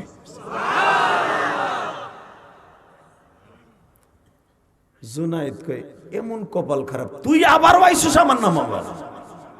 হ্যাঁ, তোমার সাথে আমার কুস্তি হবে। বাজারে কুস্তির প্রতিযোগিতার জন্য প্রিপারেশন রেডি। হঠাৎ করে জুনাইদ বাগদাদি বলতেছে, তোমার লাশটা পাঠাবার ঠিকানাটা আমারে দাও। কারণ আমি যেখানে ঘুষি মুষি মারবো, যে কটারে মারছি অনেকটা তো গেছে গা মইরা। আর তুমি যে অবস্থা ধরে যে জায়গায় একটা আছাড় দেবো, পায়খানা রাস্তা দিয়ে নারী বুড়ি বাইরে যাবে, জানটাও বাইরে যাবে। ঠিকানা দাও, তোমার লাশ কেমনে পাঠাই দিব? তোমার 4-5টা বলে মেয়ে আছে, দাও। ঠিকানা লাগবে না, ঠিকানা মুখে শোনো। জুনাইদ, আমি কিন্তু রাসূলের বংশের মানুষ। রাসূল আমার বলছে, মান আকরামা আলিমান কাআন্নামা আকরামানি। জালেমকে সম্মান করলো, স্বামী নবীর সম্মান করলো। মান আহাব্বা আলিমান কাআন্নামা আহাব্বানি, মান আহাব্বা কওমি ফাকাদ আহাব্বানি। যে আমার বংশের মানুষকে সম্মান করলো, যে আলেমকে সম্মান করলো, সে আমারে করলো। হ্যাঁ জুনাইদ, তুই বাগদাদের ছেলে আর আমি কুরাইশ বংশের ছেলে। নবী তার বংশরে এত ভালোবাসতেন। লিইলাফি কুরাইশিন ইলাফিহিম রিহলাতাশ শিতাই ওয়াস সাইফ। কুরাইশ বংশের মানুষ সকাল বিকাল, শীতকালে গরমকালে ব্যবসা কোথায় করবে তার লোকেশন আল্লাহ নিজে দিয়েছে। কুরাইশ বংশের এত দাম, কুরাইশ বংশরে যারা সম্মান করবে আল্লাহ তার সম্মান বাড়ায় দিবে। জুনাইদ, আমি কুরাইশ বংশের মানুষ। জুনাইদ বলে, আমার জীবনের সমস্ত শক্তি শেষ। আমি জিজ্ঞেস করলাম, এখন আপনি কানবেন বাবা? যদি নবীর জীবনে একবার স্বপ্নে দেখতে চান, এখন চোখ দিয়ে এক ফোঁটা পানি দেখতে চাই। ও আল্লাহর কুতুবের মুরিদেরা, চরমনার পাগলের, এবার আমার দিকে তাকাও। জুনাইদ বাগদাদি যখন আল্লাহর কুতুব হয়ে গেলেন, তখন তার মুরিদদেরকে বলে, আমার জীবনের প্রথম পীর সাহেব ছিল জাবের ইবনে আব্দুল্লাহ। কুস্তির মাঠে যখন আমারে বলল, জুনাইদ, আমি কিন্তু নবীর বংশের মানুষ, আমি কিন্তু একজন আলেম। মান আকরামা আলিমান কাআন্নামা আকরামানি। যারা আলেমকে সম্মান করে সে নবীর সম্মান করলো। ও জুনাইদ, আমি একজন আলেম মানুষ, জিজ্ঞেস করবো আমি কেন কুস্তির প্রতিযোগিতায় আসছি? ও আলেম একজনের কারণে আসছি রে জুনাইদ। আমি তোমার শক্তিকে ধূলিসাৎ করার জন্য আসছি। আমি জানি তোমার নাম মুসলমানের বাচ্চা, শয়তানের ধোকায় পরে নষ্ট হয়ে গেছ।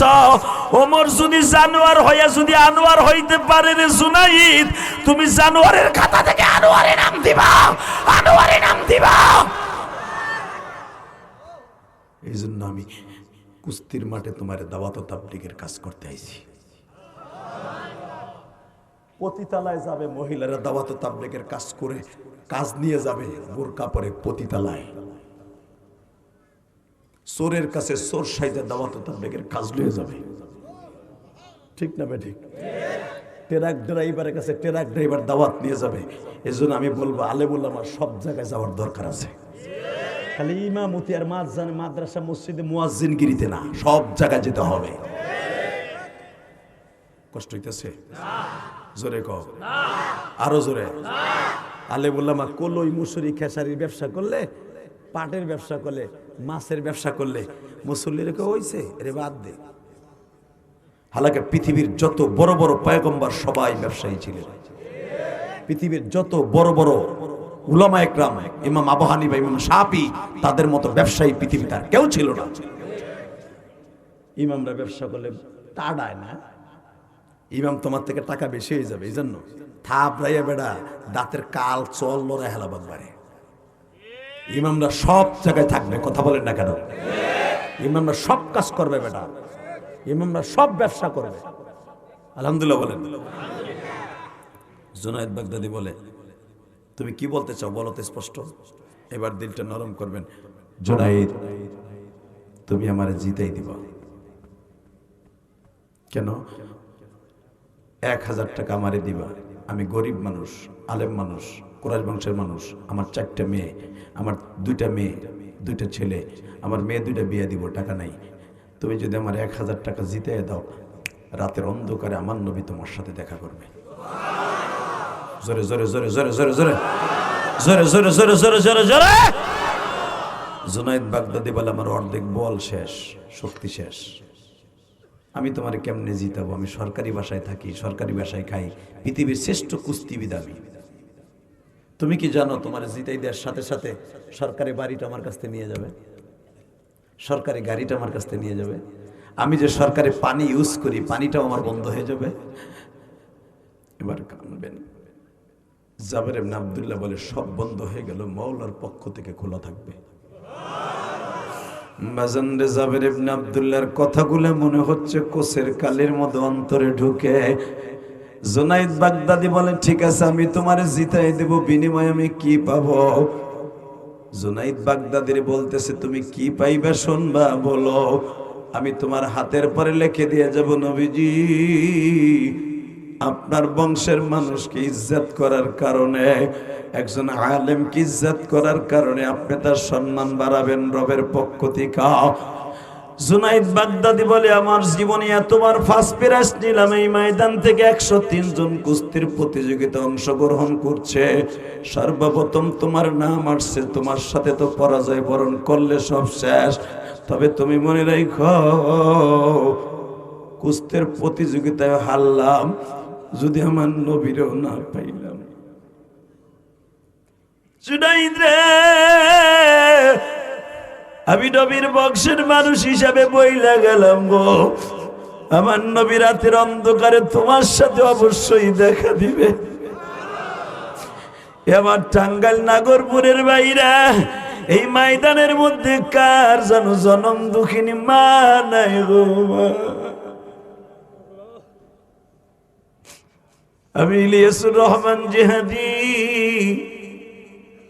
পৃথিবীর অনেক দেশে গেছি বাবা, হজে গেলে তো অন্তত 300-400টা দেশের মানুষ দেখা যায়, কত ভাবে কত জায়গায় 22 বার হজ আর উমরায় গেলাম বাবা।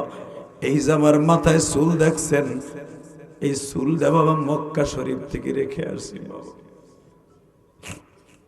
বাজান, উমরায় যাওয়ার আগে 6টা দেশ সফর করে তারপর উমরা করে আসলাম। টাঙ্গাইলের কলিজার টুকরা ভাইরা, আমি তোদের কাছে 2টা অনুরোধ করে যাই, কত জায়গায় খুঁজলাম, দেখি আমার মায়ের মতো একটা চেহারা কাউকে পাই কিনা। এত জায়গায় খুঁজলাম, আমার জনম দুঃখিনী মায়ের মতো কাউরে পাই। এ টাঙ্গাইল নাগরপুরের যুবক ভাইরা রে, এই গভীর রাত্রে আমার মাওলার দেখায় দাও আলী।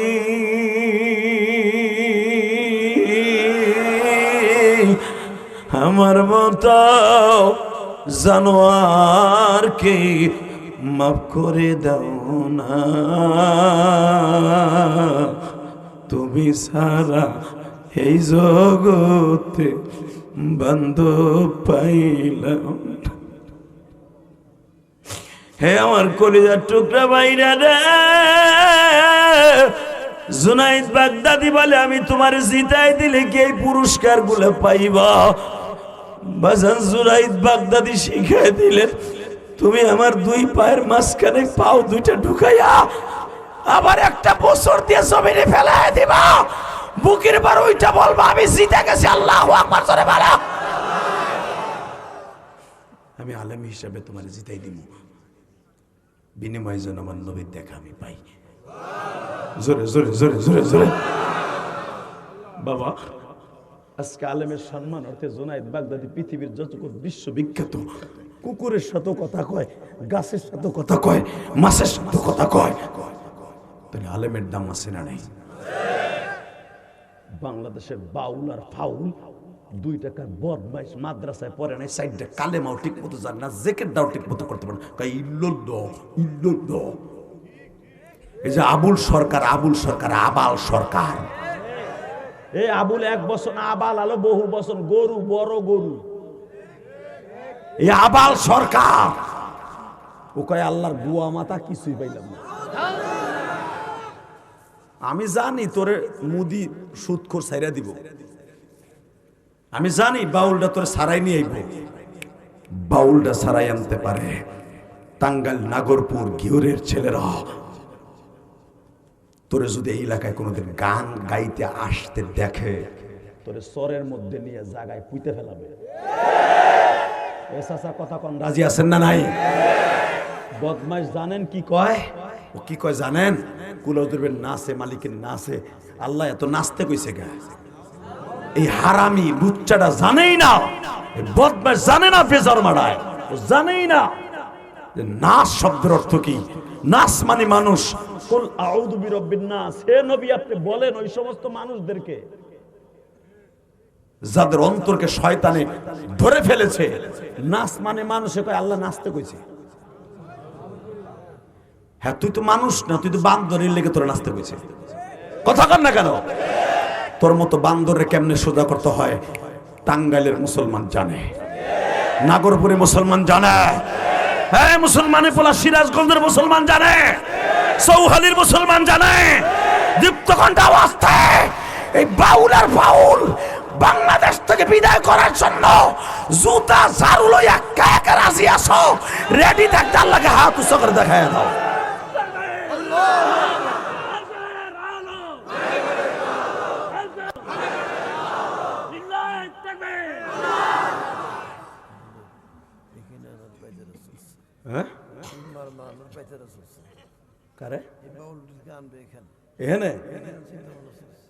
এখানে বলে অগানার চিন্তা ভাবনা চলতেছে।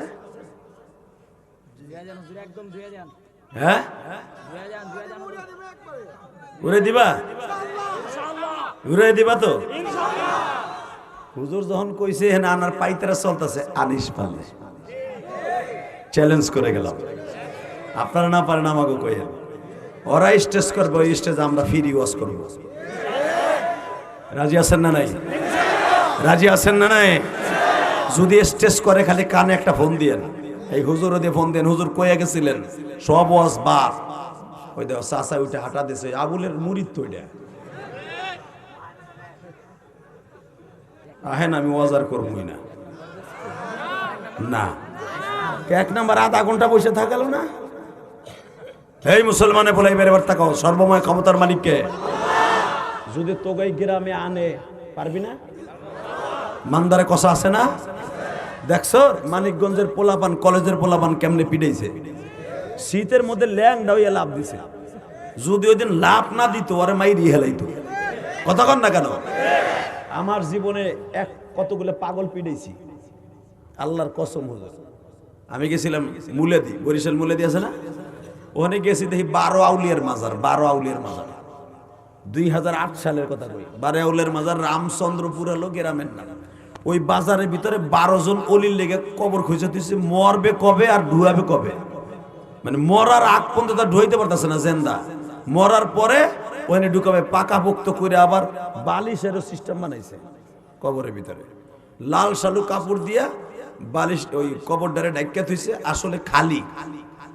মরবে যেদিন সেদিনে ঢুকাবে 12 জন নেই। ওটার নাম থইছে 12 আউলিয়ার মাজার।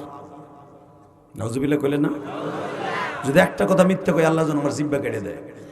2008 সালে তখন আমি আরো বেশি জুয়ার, মিজাজ গেল খারাপ হয়ে। আমি মাজারে কঠিন, আল্লাহর ওয়ালার মাজারের আমি বিরোধী না, শয়তানের মাজারের বিরোধী।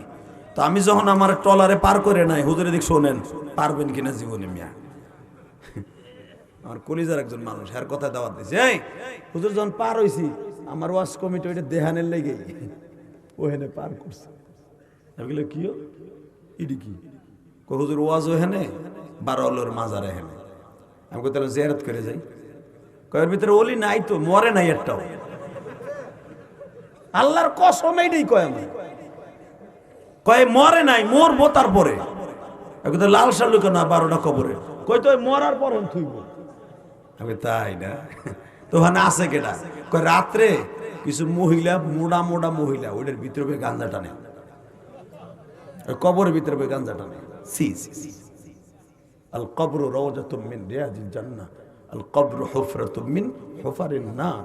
রাসূল বলেন কবরটা কারো জন্য জান্নাতের টুকরা, কারো জন্য জাহান্নামের টুকরা। এই কবর লয়ে মস্করা, মেজাজ গেল গরম হয়ে সাতা। অল্প বয়স আছিল, ওয়াজ করলাম সেই আপনাকে মতো এরকম ভোলা পান, ওয়াজ সেই করে কইলাম আমিও আছি তোরাও থাকবি। রাত বাজে 11:30, এই মাঘ মাসে শীত, যাইয়ে দেখি মোড়া মোড়া করে হইয়া রয়েছে কবরের মধ্যে। পিটাইলাম ইচ্ছা মতো, পিটাইয়া ফেলাইলাম মুলাদির নদীর মধ্যে। ওই রাত্রে পিটাইয়া ফেলাইয়া, দুই যুবক আসছিল চরমোনার মুরিদের শশিনের একজন, পানিতে পড়ছে, তাতে কিছু ওই রূপারে যে গরু সুবারের মতো সুবাইতেছে, উপরে সুবাইয়া মুবাইয়া আদামরা বানাইয়া টাইনা উড়ে দেখের ভিতরে মহিলা একটা আছে, সেই সিটাগাং বাড়ি এনে থাকে কবরে জেন্দাউলি। বার আউলিয়ার মধ্যে একজন হলো মহিলা আউলিয়া, তাও বা জেন্দা হ্যাঁ, উড়াইছে টাইনা উড়াই। এখন তো কালাই মরে যাবো গা, কেস খাইব। নারা জ্বালায়, আর নারা চিনেন তো, নারা এটা জ্বালায় গো ই দিতেছে, সাজার দিতেছে। তো নৌকায় আমার উড়াই নিয়ে যায়। পরের দিন হইনা আমার বিরুদ্ধে মামলা হয়েছে। ওসি সাহেবের কাছে যখন গেছে, হুজুর এই হুজুর হলো মেন উদ্যোগদাতা। কয় ভালোই হচ্ছে, তাড়াতাড়ি বাইরে আনতো বাইরে। ওসিকে আমি ধন্যবাদ জানাই, ওসি মামলা নেয় নাই। এরপরে গেছে মুলাদি থানায়, সেখান থেকেও নেয় নাই। এরপরে বরিশাল জেলায় যে মামলা দিছে, চরমোনার মুরিদে যদি কেমনে শুনছি যে ওরা মামলা দিছে। পরের দিন যাইয়া চরমোনার মুরিদকে তো চিনেন, ওকে পাগড়ি মাথাতে যখন মাজায় বান্ধে, ওকে দেখলে আজরাইল ভয় পায়। তখন চরমোনার মুজাহিদ খেফাই দিয়েন খালি, আর এক সুতায় বান্ধা। আল্লাহু আকবার জোরে বলেন। দেখেন নাই আল্লাহর কুতুব যখন বয়ান আরম্ভ করে, আপনি চরমোনার মাঠের কোন জায়গায় এক কাপ চা যদি কিনতে চান, 1 লাখ টাকা দিলেও চা বিক্রি হবে না। আল্লাহর কুতুবের বয়ান যখন আরম্ভ হয়, কোন লোক রাস্তায় হাঁটতে পারবে না। রাস্তায় হাঁটলে লুলি সুডা হবে, পিড়ে যাবে না। আমি ইলিয়াস রহমান জেহাদি গিয়েছি চরমোনায়, তা আমার একটু উজু করতে দেরি হয়ে গেছে, ফট করে আমার উজুখানে খারাই দিয়েছে। হুজুর বয়ান আরম্ভ হয়ে গেছে, আমি ওহেনে খারাই দিয়েছি। আমি রুমে যাই না, হেনে খারান কত সময়, আমারে খারাপ করে এলেছে। চিন্তা করছেন আইন কত, কিসের কার পুলিশের সাথে জীবনে লক্ষ লক্ষ 30 লক্ষ 20 লক্ষ মানুষের নিয়ন্ত্রণ করতে পারতো না, যদি মুজাহিদরা এইভাবে নিয়ন্ত্রণ করতে না পারতো। ওই দরবারটা এইরকম। এই মুসলমান ওরাজন শুনছে মামলা করতে আইছে, আয় রে বাইরে ওই কোটার দইরা নিয়ে যে বাটাম দিছে রে, মামলা গেছে কই। ওইরকম আমিও বলে যাব, উলামা একরাম যদি শোনে যে এখানে আইছে বাউল আর ফাউল, পিডাবি মানে পিডাইতে পিডাইতে পিডাইতে পিডাইতে পিডাইতে লুঙ্গি থাকা অবস্থা ছাড়বি না। এরপর মামলা হবে? হবে না, ইনশাআল্লাহ হবে না। বাংলাদেশে এখন যত ওসি আছে সব আল্লাহ ওলি, খবর জানোস না? সব ওসি গুলা ইসলামী মাইন্ডেড। ওই শেখ হাসিনার আমলে সেই ওসি এখন নাই। এরা মামলা নেওয়ার আগে 100 বার ভাবে যে মামলা কার্যকারী না ভুয়া। যদি আসে পিডাবি মানে পিডানো যত কোয়ালিটির বাড়ি আছে এগুলো বেরাবে। রাজি আছো না নাই? কে কে রাজি আছো? আল্লাহকে শপথ করে দেখায় দাও।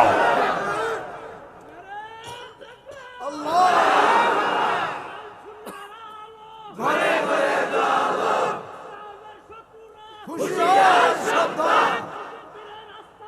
ভেঙে দাও ঘুরিয়ে দাও, জিন্দাবাদ জিন্দাবাদ, মারহাবা। এইভাবে খালি তাকবীরটা দিয়ে যাইবা। তো এমনি পালাইছে, কই গান মানতে যাইয়া শুরু করবেন ওয়াজ। আর আগে তো আমাকে খবর দিয়ে আনবেন, ওই বাজারে আমরা বয়ে থাকবো, আমরা খালি কম দর শুরু হয়ে যাবে 100। একটা দুইটা পিডাইলি দেখবেন এই বাউল নামে ফাউল বাংলাদেশ থেকে বিদায় নিয়ে চলে গেছে।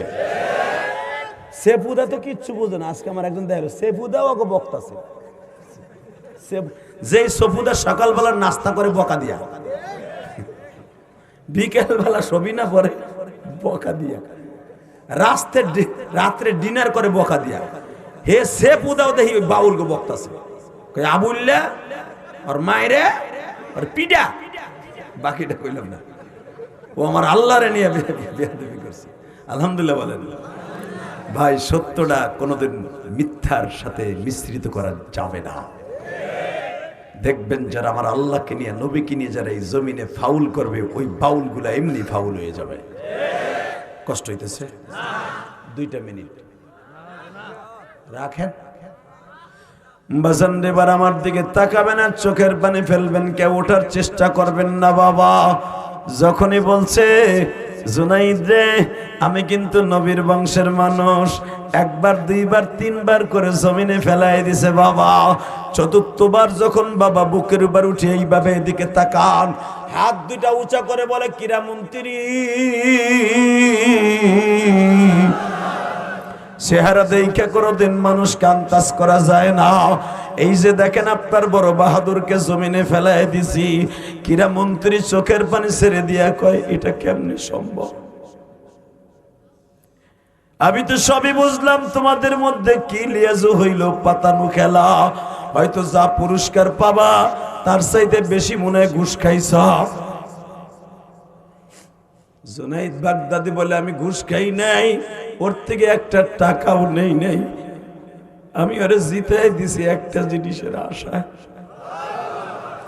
কিরা মন্ত্রী সুদ্ধা জুনাইদের মুখের উপরে এক খাবলা ছ্যাপ মাইরা দিলেন, তুমি আমার দেশের কলঙ্ক, তোমার মতো একটা লোকের কাছে পরাজয় বরণ করলে আমাদের দুঃখ থাকতো না। তুমি এমন একটা লোকের কাছে পরাজয় বরণ করলা, এটা কারো কাছে বলা যায় না।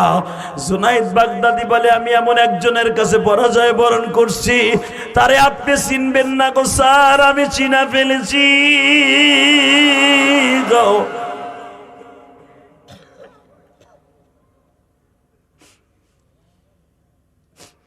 বাজান কার জীবন কখন ধন্য হয়ে যায় কেউ জানে না। আমার টাঙ্গাইল নাগরপুরের বাইরা, আজকে ডিসেম্বরের 3 তারিখ আমার মাওলারে দেখাইয়া দাও।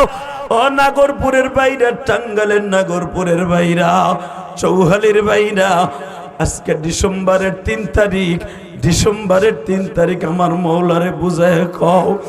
জুনাইদ বাগদাদি যখন বললেন তুমি পুরস্কার লইয়া যাইতাছ, যাইবার সময় আমারে কি দিয়া যাইতাছ?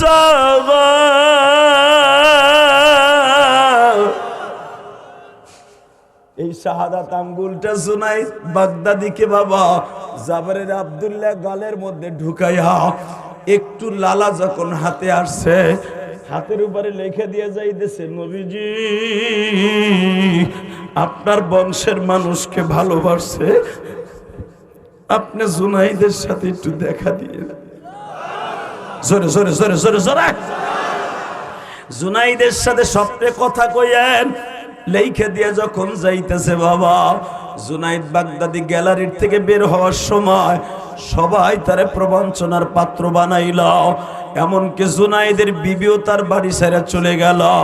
জুনাইদের ছোট্ট একটা মেয়ে ছিল, আল্লাহর কুতুবের, সেও বলে আব্বা তুমি কি করলা? আজ থেকে সরকারি বাড়িটা নিয়ে যাবে, আজ থেকে আমাদের সব খাবার বন্ধ হয়ে যাবে।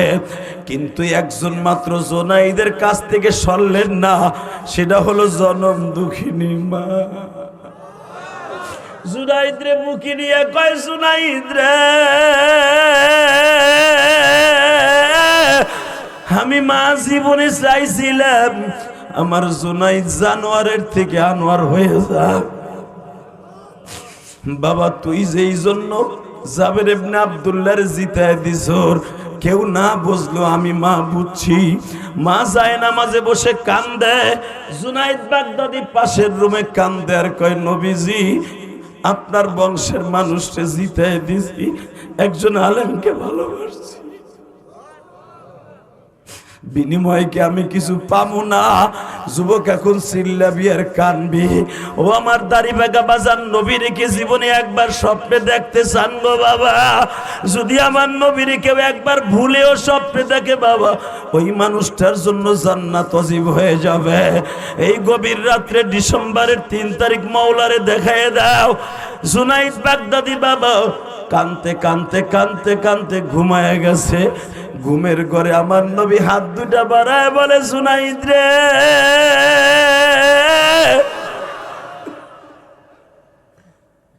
আয় আমার বুকে আয়, আয় আমার বুকে আয়। এ যুবক আওয়াজ দে, আয় জুনাইদ আমার বুকে আয়, আয় আমার বুকে আয়। আল্লাহ, যারা এখন কানবে তুমি তাদের ঘরে নবীরে পাঠাই দিবা। জীবনে যারা নবীরে একবার দেখে নাই, একবার দেখা করার সুযোগ দিবা। জুনাইদ বাগদাদি যায় নামাজি ঘুমায় পড়ছে। নবী হাতটা বাড়ায় বলে, জুনাইদ রে, তোর এই 38 বছর বয়সে মাদ্রাসায় পড়ার টাইম নাই, আয় আমার বুকের মধ্যে আয়। ইলমে লাদুনির দ্বারা তোর মধ্যে কোরআন শরীফ পার্সেল করে দিয়া যায়। আয় জুনাইদ। পৃথিবীতে যত ওলি দেখেন মাদ্রাসায় পড়ে হয়েছে, জুনাইদ বাগদাদি ইলমুল নদীর মাধ্যমে বিশ্ব নবীর বুকের মধ্যে বইয়া পুরা কোরআন শরীফ পার্সেল করছে। জুনাইদ বাগদাদি সকালবেলা দৌড়ে মাদ্রাসায় গেছে। ইমাম খারকানির বংশধরের কাছে যায় বলে, আমি বুঝলাম না নবী আমারে কি দিয়ে গেল। জুনাইদ কোরআন শরীফ পড়তো, জুনাইদ কোরআন শরীফ পড়ে।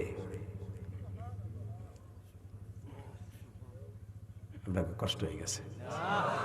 আল্লাহুম্মা হয় নাই? এবার চোখের পানে ফেলে আওয়াজ দিও বাবু। আমি জানি না কার গুনাহ এখন মাফ হয়ে যাবে। আমি গুনাহগারের মতো গুনাহগার এই ময়দানে কেউ নেই। তোমার গুনাহ মাফ এখন হবে। কে বলছে তোমার গুনাহ মাফ হইব না? গুনাহ করতে লাগবে 60 বছর 70 বছর, আর আমার মওলার মাফ করতে লাগবে 1 সেকেন্ড টাইম। জুনাইদ বাগদাদির মতো জানোয়ার এই পৃথিবীতে ছিল না, ওমরের মতো জানোয়ার পৃথিবীতে কেউ ছিল না। তারা যদি এখন আনোয়ার হয়ে যাইতে পারে একজন আলেমের সম্মানে, আমি গুনাহগার, যদিও ছোট আলেম, এই হুজুর ছোট আলেম, এই হুজুর ছোট আলেম, কিন্তু আলেমের খাতায় তো নাম দিছি। আমাদের দিক তাকাই, আমাদের কথা শুনে চোখের পানি ফেলে গুনাহ মাফের কথা আশা লইয়া, ও বাবা চোখের পানি চাইরা মোল্লার কাছে মাফ চাই বাবা।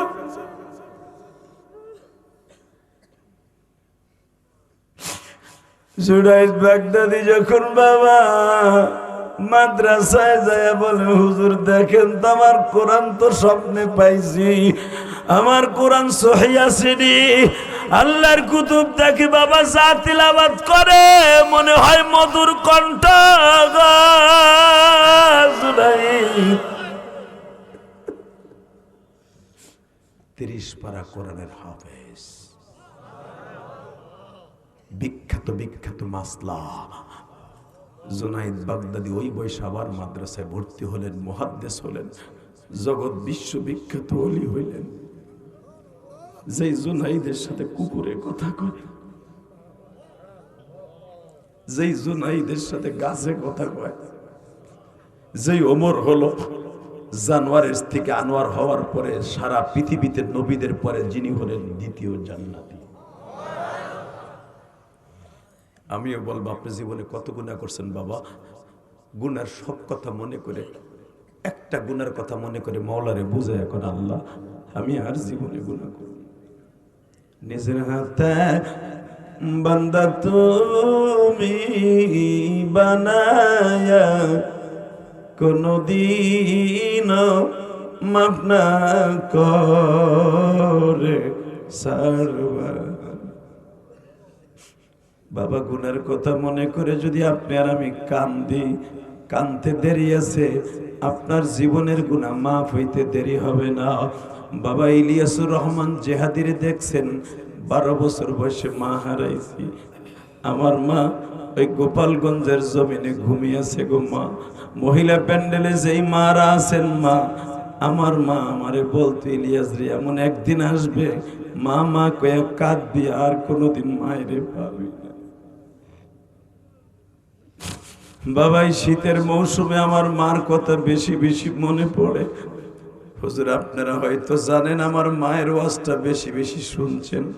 আমি যখন গৌহারডাঙ্গা মাদ্রাসায় দহমে পড়ি বাজান, তখন তো আমি একবারে ছোট, কিরাতখানা শেষ করে কেবল দহমে পড়ি। বাবা ইয়াজ দোমার দহম একসাথে পড়াইতো গৌহারডাঙ্গা। বাবা ফার্সি পহিলি আর ইয়াজ দহম একসাথে বাবা ক্লাসে বসছি। হঠাৎ করে দেখি আমার এক বন্ধুর মা চিতই পিঠার গোশত বানাইয়া টিফিন ক্যারের মধ্যে আনিয়া মুখের মধ্যে দিয়ে মা খাওয়াইতেছে। বাবা গোশতের তরকারির ঘেরানে মাথাটা কেমন যেন চক্কর মারে। বাবা মা পিঠা খাওয়াই দিয়ে গেল মাদ্রাসার ওয়েটিং রুমে বসে। আমিও দূরে দাঁড়ায় দাঁড়ায় দেখলাম আর মনে মনে ভাবলাম, আহারে আমার মা থাকলেও তো আমার খাওয়াই দিত। আমি 12 বছর বয়সে মা হারাইছি। আমার এই বন্ধু যা খাইছে খাইছে বাবা, বাকি পিঠাগুলা টিফিন কারির ভ্যাটিতে করিয়া বাবা টেরাঙ্কের মধ্যে রাইখা দিছে। আসরের পরে যখন টেরাংটা খুলছে, এ যুবক আমি তোর পাও দুইটা ধরছি, আমার মতো তুই পারবে কিনা জানি না। যখনই টেরাংটা খুলছে রে ভাই, ঘিরানে পুরা রুমের মধ্যে ঘিরান হয়ে গেছে। আমি ওর পাশে যাইয়া বসছি, দেখি আমার বন্ধু আমারে একটা পিঠা দেয় কিনা। আরে আমি সেই ইলিয়াস রে ভাই, যখনই আমি ওর খাবার কাছে যাইয়া বসছি, আমার বন্ধু আমারে বলতাছে, বেটা খাওয়ার সময় কাছে আসবি না, সর। যখন এই কথা বলছি, আমার বুকের মধ্যে বাবা আগুন লেগে গেছে। মনে মনে ভাবি, মালিক যদি আমার জনম দুঃখিনী মা থাকতো, অবশ্যই আমার মা আমারে পিঠা বানাই খাওয়াইতো। এখানে অনেক মা হারা বাবার আছে। এই চৌহালি থানার মধ্যে বাংলাদেশে উল্লেখযোগ্য বড় আলেমের জন্ম। কথা কন না কেন? এই চরের মধ্যে আল্লাহর ওলিদের কেন বিচারণ? চরের মানুষের দিল অনেক নরম। এই নাগরপুরের মধ্যে, চৌহালির মধ্যে চরমনের মুরিদ গুলো বেশি কেন জানো? এই মুরিদ গুলের অন্তরটা আমার মৌলার জন্য পাগল। এমন লোক এখানে শুয়ে আছে, মারে যমুনা নদীর পারে ঘুম পড়াইছিল, কবর দিছিল। যমুনা নদীর তীরে মায়ের কবরটাও ভেঙে গেছে। কোথায় আছে মাদুকি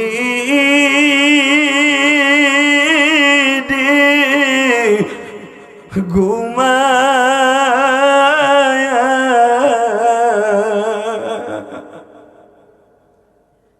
মৌলা তুমি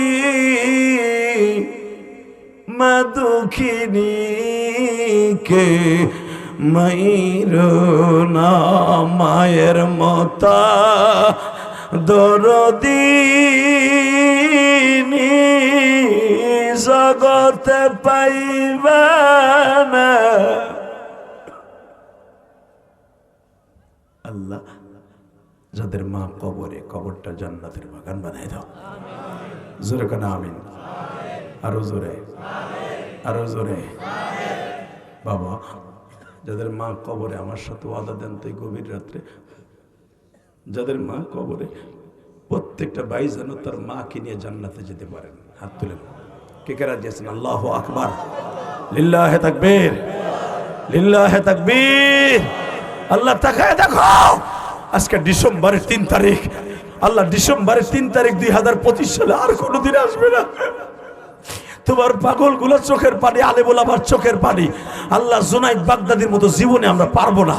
আল্লাহ ডিসেম্বরের 3 তারিখ একটা দরখাস্ত দিলাম, এই নাগরপুর টাঙ্গাইলে বসে হাজার হাজার মহিলা পুরুষ যারা হাত তুলছে, এদের বাবা মাকে মাফ করে দাও। আল্লাহ এদের 5 ওয়াক্ত নামাজি বানায় দাও, এদের সন্তানগুলোকে ওলি বানায় দাও। আল্লাহ এত কনকনে শীতের মধ্যে পাশেই যমুনা নদী, কত ভাইয়ের মায়ের লাশ যমুনা নদীর তীরে ভেঙে কবরটা চলে গেছে। আমার সাথে ওদের 5 ওয়াক্ত নামাজ পড়বেন, 5 ওয়াক্ত নামাজ পড়বেন তো ইনশাআল্লাহ? আরো জোরে বলেন, 5 ওয়াক্ত নামাজ পড়বেন। আর একটা কাজ করবেন, যাদের বাবা মা আছে খেদমত করবেন। করবেন ইনশাল্লাহ? আরো জোরে বলেন। ইলিয়াসুর রহমান জিহাদি 12 বছর বয়সে মা হারাইছে। শুধু আমার দিক তাকায় থাকবা, কোনো দিকে ঘাটটা ঘুরাবা না। 12 বছর বয়সে হুজুর, আপনি তো জানেন, আমি বলছি অনেক মাহফিলে, আমি মাদ্রাসায় পড়তে চাই নাই, কসম আল্লাহকে সাক্ষী রেখে বলছি, মাদ্রাসায় পড়তে চাই নাই। বাইকের আওয়াজ বাড়ায়, মাস্টার বাড়া বেড়া, টন বাড়া, ভেজ বাড়া, আমি মাদ্রাসায় পড়তে চাই নাই বাজান। আমার মা ছিলেন আলেমের মেয়ে, কারণ আল্লামা শামসুল হক ফরিদপুরের হাতে গড়া ছাত্র আমার মা। আমার মা একদিন আমার দুধ ভাতের মধ্যে, এক প্লেট দুধ ভাতের মধ্যে পাও এইভাবে হাত যাইতে ধরে কয়, তুই আলেমের নাতি, তুই আমার লাগে ওয়াদা দে, জীবনের বিনিময় হলো মাদ্রাসা ছাড়বি না। আমি দূর, মাদ্রাসা বলে দান কালেকশন করে চাল ছাতা আমার ভাল লাগে না, সরো। পানির মধ্যে নামতে হয়, বাঁশ কালেকশন করতে, যে ছাতা বাঁশ এক ছাত্রের লাগে আডু বাটি ভেঙে গেছে গা, আমি পড়বো না মাদ্রাসায়। মা কয় বাপ, ওই যে বাটিটা ছুটছে না, এই বাটিটা আল্লাহ জান্নাতের পানি দিয়ে ভালো করে দিব। আমি 12 বছরের বলা, আমি কি এত ওয়াজ বুঝি মা, আমি মাদ্রাসায় যাবো না, সিদ্ধান্ত নিয়ে নিয়েছি যাবো না, তুমি বেডিং লিও, আমি যাবো না। অত দূরে হানতে যাইতে 6 ঘন্টা 7 ঘন্টা টাইম লাগে। গোপালগঞ্জ থেকে তখন নৌকা ঘাট গাড়ি ঘোড়া কিচ্ছু ছিল না, ট্রলারে যাওয়ান লাগতো। সকালে উঠলে সন্ধ্যায় যে নামাইতো মাদ্রাসায়, আমি যাবো না। মা কয় বাপ, এটা কথা কই, তুই মাদ্রাসায় না বলে তোর আব্বা আমারে মারবে, কারণ তোর আব্বা তোর মাদ্রাসা পড়াইতে চায় নাই। আমি যাই না 3 মাস হয়ে গেল, যাই না। এই যে সেমাই পরীক্ষার পরে গেছি, যাই না। ষষ্মাই পরীক্ষায় পড়ছে, যাই না। হঠাৎ করে আমার মার একদিন আমার আব্বা এমন মাইট দিছে, তোর পোলা মাদ্রাসায় যাবে না, তুই কিল্লি ঘরে খাউন দেস, তাই খাউন দেস কে, তুই খাউন না দিলে তুই এমনি দূরে মাদ্রাসায় যাবো। আমার মা মায়ের খেয়ে বেহুশ হয়ে গেছে। মার পিঠের মধ্যে আমার আব্বার দাগ, মায়ের দাগ, অনেক কষ্ট পেয়েছে আমার মা। রাত 10টার সময় যখন আমি বাড়িতে আইছি, আব্বা তখনও আসে নাই, আব্বা একটা বিচারে গেছে। এটাই ছিল আমার জীবনের শেষ দেখা আমার বাইরে। আমি জানতাম না আমার মা আমার জন্য এত কষ্ট করে।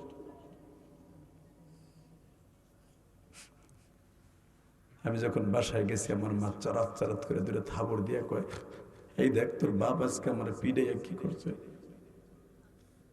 কোন ছেলে যদি দেখে তার মায়ের মারছে, ছেলে সহ্য করতে পারবে না। আমি বললাম, মা তোমার মারছে কে? তুই মাদ্রাসায় যাষ্ট দেখে মারছে। তোর আব্বা মারে, তুইও আমারে কষ্ট দেস, যা। আমি ধরে থুয়ে এমন দেশে চলে যাবো, আর কোনোদিন আমারে খুঁজা পাবি না, আর কোনোদিন আমারে খুঁজা পাবি না।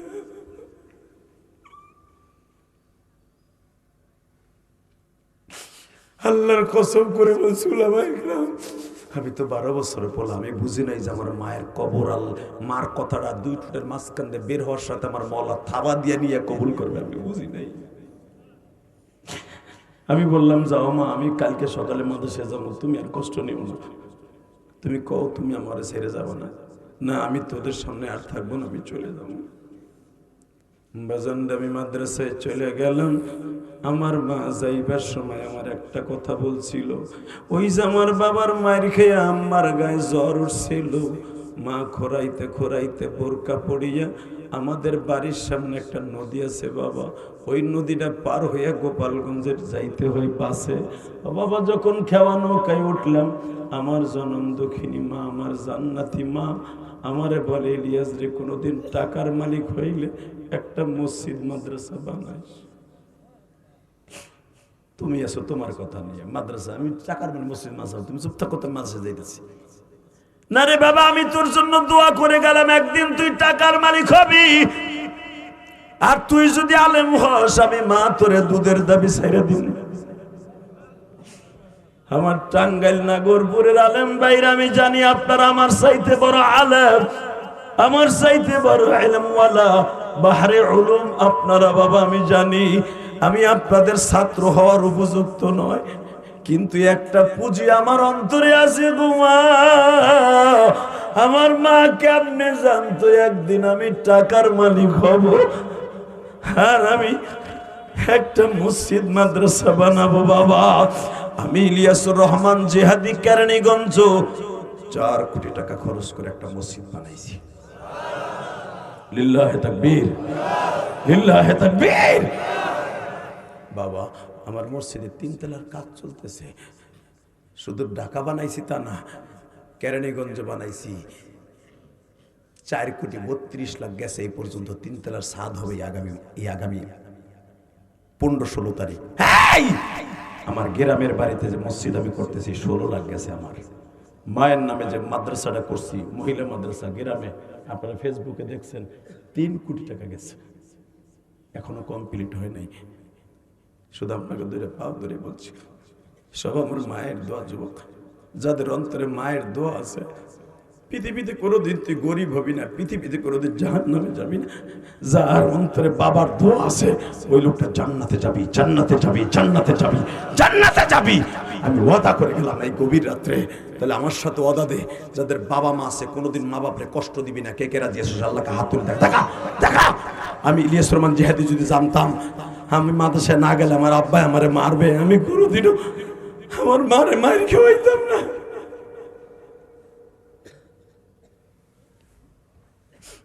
আমি আমার মায়ের সেই কান্নার আওয়াজ বন্ধ করার জন্য মসজিদ মাদ্রাসা বানাইছি।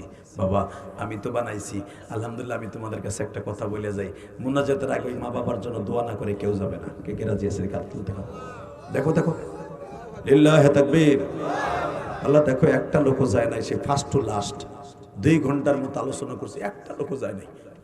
আল্লাহ এদেরকে তুমি অলি বানাই দাও না। আল্লাহ আল্লাহ এদেরকে অলি বানায় দাও, এদের চোখের পানিগুলো কবুল করে দাও। নামাও হাত, শুধু 30টা সেকেন্ড আমার সাথে বলবা যারা চোখের পানি ফেলাই ফেলাই কাঁদতেছে। 2009 সালে আমার বাবাকে নিয়ে আমি হজ করছি। জোরে, আরো জোরে।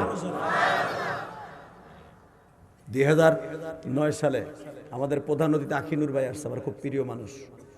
আপনাদের এলাকার দেলদুয়ার নাগরপুরের চরমনায় আল্লাহর কুতুবের নয়নমণি, এই টাঙ্গাইলের রাজপথের লড়াকু সৈনিক, ইসলামের ঝান্ডা অগ্রগামী হিসাবে দুর্বার গতিতে নিয়ে চলছে। প্রত্যাশী, হাত পাখার মনোনয়ন প্রত্যাশী, এবং মনোনয়ন পেয়েই গেছে। এখন শুধু আল্লাহর রহমতের আশায়, আপনাকে ভোটের আশায়। ক্ষমতার মালিককে লিল্লাহি তাকবীর। গতকালকে যিনি হাত পাখার প্রার্থী ছিলেন, ওই যে কাছে জিগান আমার খাদেমের কাছে, কেবল চরমনেতে ব্যাটারি চার্জ দিয়ে আইছে তো। চরমনের পাগলগুলো যখন চরমনের ময়দান থেকে আহে, 3 মাস পর্যন্ত পুরো ফুল ভলিউমে ব্যাটারি চার্জ থাকে। নামাজ, ইমানি শক্তি অন্যরকম একটা সিস্টেম হয়ে যায়।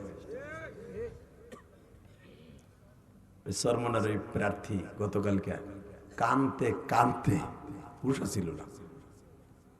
তোমরা দেখো ফেসবুকে আছে, ওয়াজটা এসে পড়ছে। ওইখান থেকে জাম দিয়েছে, ওইখান থেকে একটা পাগল চরমনের জাম দিয়েছে, জাম দিয়ে স্টে যাইছে। মৌলা তুই কই রে, আমারে মাফ করবি না কেন? আমি কি করছি? আমি ডাকাত ছিলাম, আমারে ভালো কর। ঠিক একই কথা, স্টেজে লাভ দিয়েছে। আমি আমার স্টেজে, দেখো ফেসবুকে আছে ওয়াজটা। এই মুসলমানের বলা, শুধু তোমাদের খেদমতে একটা আরজ করতে চাই, এটা আমার ক্রেডিট না, এটা আমার মা দুঃখিনীর দোয়া। আমি আমার বাবাকে বুকের মধ্যে নিয়ে 2009 সালে কাবাগরের সামনে দাঁড়ায় বলছিলাম, আব্বা তুমি আমার মায়েরে মাফ করবা আর আমারে মাফ করবা, এবং আমার জন্য কিছু দিবা। আমার আব্বা এইভাবে আমার বুকের মধ্যে নিয়ে, আমার আব্বার বয়স এখন 86 বছর, এইভাবে বুকের মধ্যে নিয়ে বলছিল, আল্লাহ আমার ইলিয়াস যত মাহফিলে যাবে, আলেম হোক আর গায়রে আলেম হোক, প্রত্যেকটা যুবকের চোখ দিয়ে পানি ফেলাবা। আমাকে 2 বাপ বেটার চোখের পানি দেখে পুলিশ জিজ্ঞাসা, হাজ মায়াপকে দেশ মাফি কর, মাফি মুশকিল কি হয়েছে তো গো? আমি যখন বললাম ইনতা আবি আনা আবি, ইজা আমার আবি, ইনতা আবি তোর বাপ, হুমা জান্নাতুকা ওয়া নারুকা। হে মা বাপ জান্নাত, মা বাবা জাহান্নাম, কান আমি তোকে পাহারা দিব। এটা কান্দার জায়গা, দোয়া কবুল হওয়ার স্টেডিয়ামের জায়গা, তোরা 2 বাপ বেটা কান্দতে থাক। আমি তো আলেম মানুষ, যখন বলে ইনতা আলেম, বললাম মা আনা আলেম, মা ইমাম, মা খতিব, মা মাদ্রাসা, তালাতা মাদ্রাসার প্রিন্সিপাল। তো 3টা মাদ্রাসার প্রিন্সিপাল, ইমাম, খতিব, এতগুলো তোর, তো তুই তোর শিরক করবি না। ধর তোর বাপের কাবাগরের সামনে থাক, যত সময় চাবি আমি আছি। 2009 সালের কথা বলছি, তখন ওপেন ছিল, তখন এত কঠোর ছিল না। আমি আব্বারে বুকের মধ্যে নিয়ে 1 ঘন্টা কাঁদছি। তাহলে আমি যদি আমার আব্বারে বুকে নিয়ে কাঁদতে পারি, মাপ চাইতে পারি, তুই পারবি না? যুবক পারবি না? 30টা সেকেন্ডে বলবো কোন যুবক আসছ তোর সাথে আমি বন্ধুত্ব করব। 30টা সেকেন্ডে কোন যুবক এখান থেকে যাবি না। আমি তোরে বলে গেলাম তুই তোর বাবাকে নিয়ে হজ করতে পারবি, তোর মাকে নিয়ে হজ করতে পারবি। হজের নিয়ত করে বাবাকে বুকের মধ্যে নিয়ে এই মাঠের মধ্যে চিল্লাবি আর কানবি। এ ফাতেমাতুজ জোহরা মহিলা মাদ্রাসার মহিলারা, তুই যদি বড় আলেমা হইতে চাস, ভালো একটা স্বামী চাস, একটা মহিলার জন্য জীবনের সবচেয়ে বড় সারপ্রাইজ হলো একটা ভালো স্বামী পাওয়া। অনেক মাদ্রাসার মহিলা এমন স্বামী পায় দিনে 3 বেলা ঘুষায়। কথা কন না কেন? মাদ্রাসার ছাত্রীরা কোরআনও পড়তে দেয় না, হাফেজা মাদ্রাসাও পড়তে দেয় না, কোরআন শরীফও পড়তে দেয় না, নামাজও পড়তে দেয় না। জানোয়ার নামাজের সময় কয় খেতার মধ্যে ঘুমাই থাকে। কথা কন না কেন? তাহলে তোর এই এলএম শিখা লাভটা কি হলো? তুই যদি ভালো স্বামী চাস, ওই দেখো আর একটা লেডিস উঠছে, হাফ লেডিস। হে বেড়ে লিল্লাহে তাকবীর। চলে যাবেন? বুঝেন কিন্তু এখন ওই হাফ লেডিস যেন ওঠে না, চাদর গাইতেছে, তুই উঠছিলি এ হাফ লেডিস হিজলা, তুই উঠে দেখে বের। আল্লাহ কবুল করুক, সরকার আমিন। 30টা সেকেন্ড এখানে কোন যুবক আছো তোমার বাবার কাছ থেকে বাইজিদ বুস্তামের মতো ওলি হয়ে যাবা, যাদের বাপ এই মাঠের মধ্যে বসে আছো, 2 বাপ বেটা একসাথে সারাদিন কাজ করে ওয়াজ করতে আসছো, ওয়াজ শুনতে আসছো। আমি তার বুকের মধ্যে নিয়ে দোয়া করবো, তোমার বলবো তুমি হজে যাইতে পারবা, উমরায় যেতে পারবা, তোমার ছেলে একদিন আলেম হবে, আমি গ্যারান্টি দিয়ে গেলাম। তোমার ছেলের আলেম বানাবা নিয়ত করে। কোন যুবক আছো বাপ তোমার মাঠে আছে তুমি জানো, ওই যুবকটা দাঁড়াও, দাঁড়াও। তোমার বাবাই মাঠে আছে তুমি দাঁড়াও। কার বাবাই মাঠের মধ্যে আছে? দাঁড়াও না কেন? এই বেড়া, তোর বাপ মাই মাঠে নাই? এই যুবক, তোর বাপ এই মাঠে নাই? যদি না থাকে তাহলে মনে করবো তোর বাপ আর এক বেড়া। দাঁড়া। কার কার বাপ এই মাঠে আছে? দাঁড়া। যদি তোর বাপ এই মাঠে আছে, তুই যদি না দাঁড়াস, মনে করবো আর এক বেটা, তুই আর এক বেটার পোলা। খারা, তোর বাপে এনে আছে, দাঁড়া। কার কার বাপ এই মাঠে আছে? দাঁড়াই থাক, দাঁড়া। এই গ্রামের আর কোন যুবক নাই যে তোর আব্বাই মাঠে আছে, তুই জানো যে 2 বাপ বেটা একসাথে অসন্তা চস? দাঁড়া। মহিলা প্যান্ডেলে কোন মহিলার মা, কোন মেয়ের মা প্যান্ডেলে আছে? মা মেয়ে একসাথে দাঁড়াও। এই যে যে ছেলেগুলো দাঁড়াইছে তাদের বাপগুলো দাঁড়াইতে বলছি, বাপগুলো দাঁড়ান, বাবাগুলো দাঁড়ান, বাবাগুলো দাঁড়াইতে বলছি, বাবাগুলো দাঁড়াইতে বলছি, বাবাগুলো দাঁড়াইতে বলছি, বাবাগুলো দাঁড়াইতে বলছি। আমার দিক তাকাও, আমার দিক তাকাও, এই আমার দিক সবাই তাকাও, আমার দিকে বাপেও তাকাবা, ছেলেও তাকাবা। আমি বলতে দেরি আছে, বাইজিদ বুস্তামির মতো পাগলের মতো বাপরে বুকি নিয়ে চিল্লাইতে দেরি করবা না। তোমার কান্না যদি আমার কানে আসে, আকিনুরের কানে আসে, এই সভাপতির কানে আসে, আমি বলে গেলাম বাইজিদ বুস্তামের মতো একদিন তোমার চোখের পানি কাজে লাগবে। আমি বলার সাথে বাপরে বুকি নিয়ে চিল্লাবা আর কানবা, আর যাদের বাপ নাই বইয়া বইয়া কানবা। ধরো ধরো বাপরে, দে দৌড় দে, যুবক দৌড় দে, যুবক দেখ তোর বাবা কই আছে, দৌড় দে যুবক, দৌড় দে, যুবক একটা দৌড় দে, পাগলের মতো দৌড় দে, একটা ঘাড়ের উপর দিয়ে দৌড় দে। বাবারে বুকি নিয়ে চিল্লাইতে থাক আর কানতে থাক, বাপরে বুকি নিয়ে চিল্লাইতে থাক আর কানতে থাক।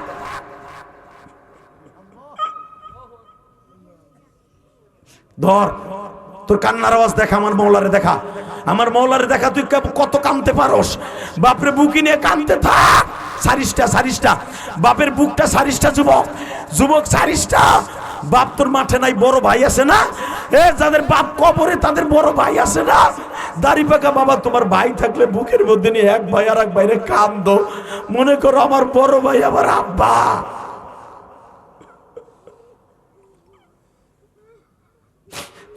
সারিসটা ভাই, সারিসটা। বাপের বুকটা সাইরেন না বাবা। যুবক সারিসটা দেখ, তোর বাপ কত এইভাবে তোর বুকি নিয়ে হসপিটালে দৌড়াইছে, তোর বাপ কত বুকি নিয়ে পূর্ণিমার সাদে বারবার তোর কত কান্না থামাবার লাগে আদর করছে। তুই একটু বাবারে কান্নার আদর দিয়া বাবার কাছ থেকে চোখের বাড়ি লয়ে এলো। তোর বাপ দোয়া করলে তুই ওলি হয়ে যাবি।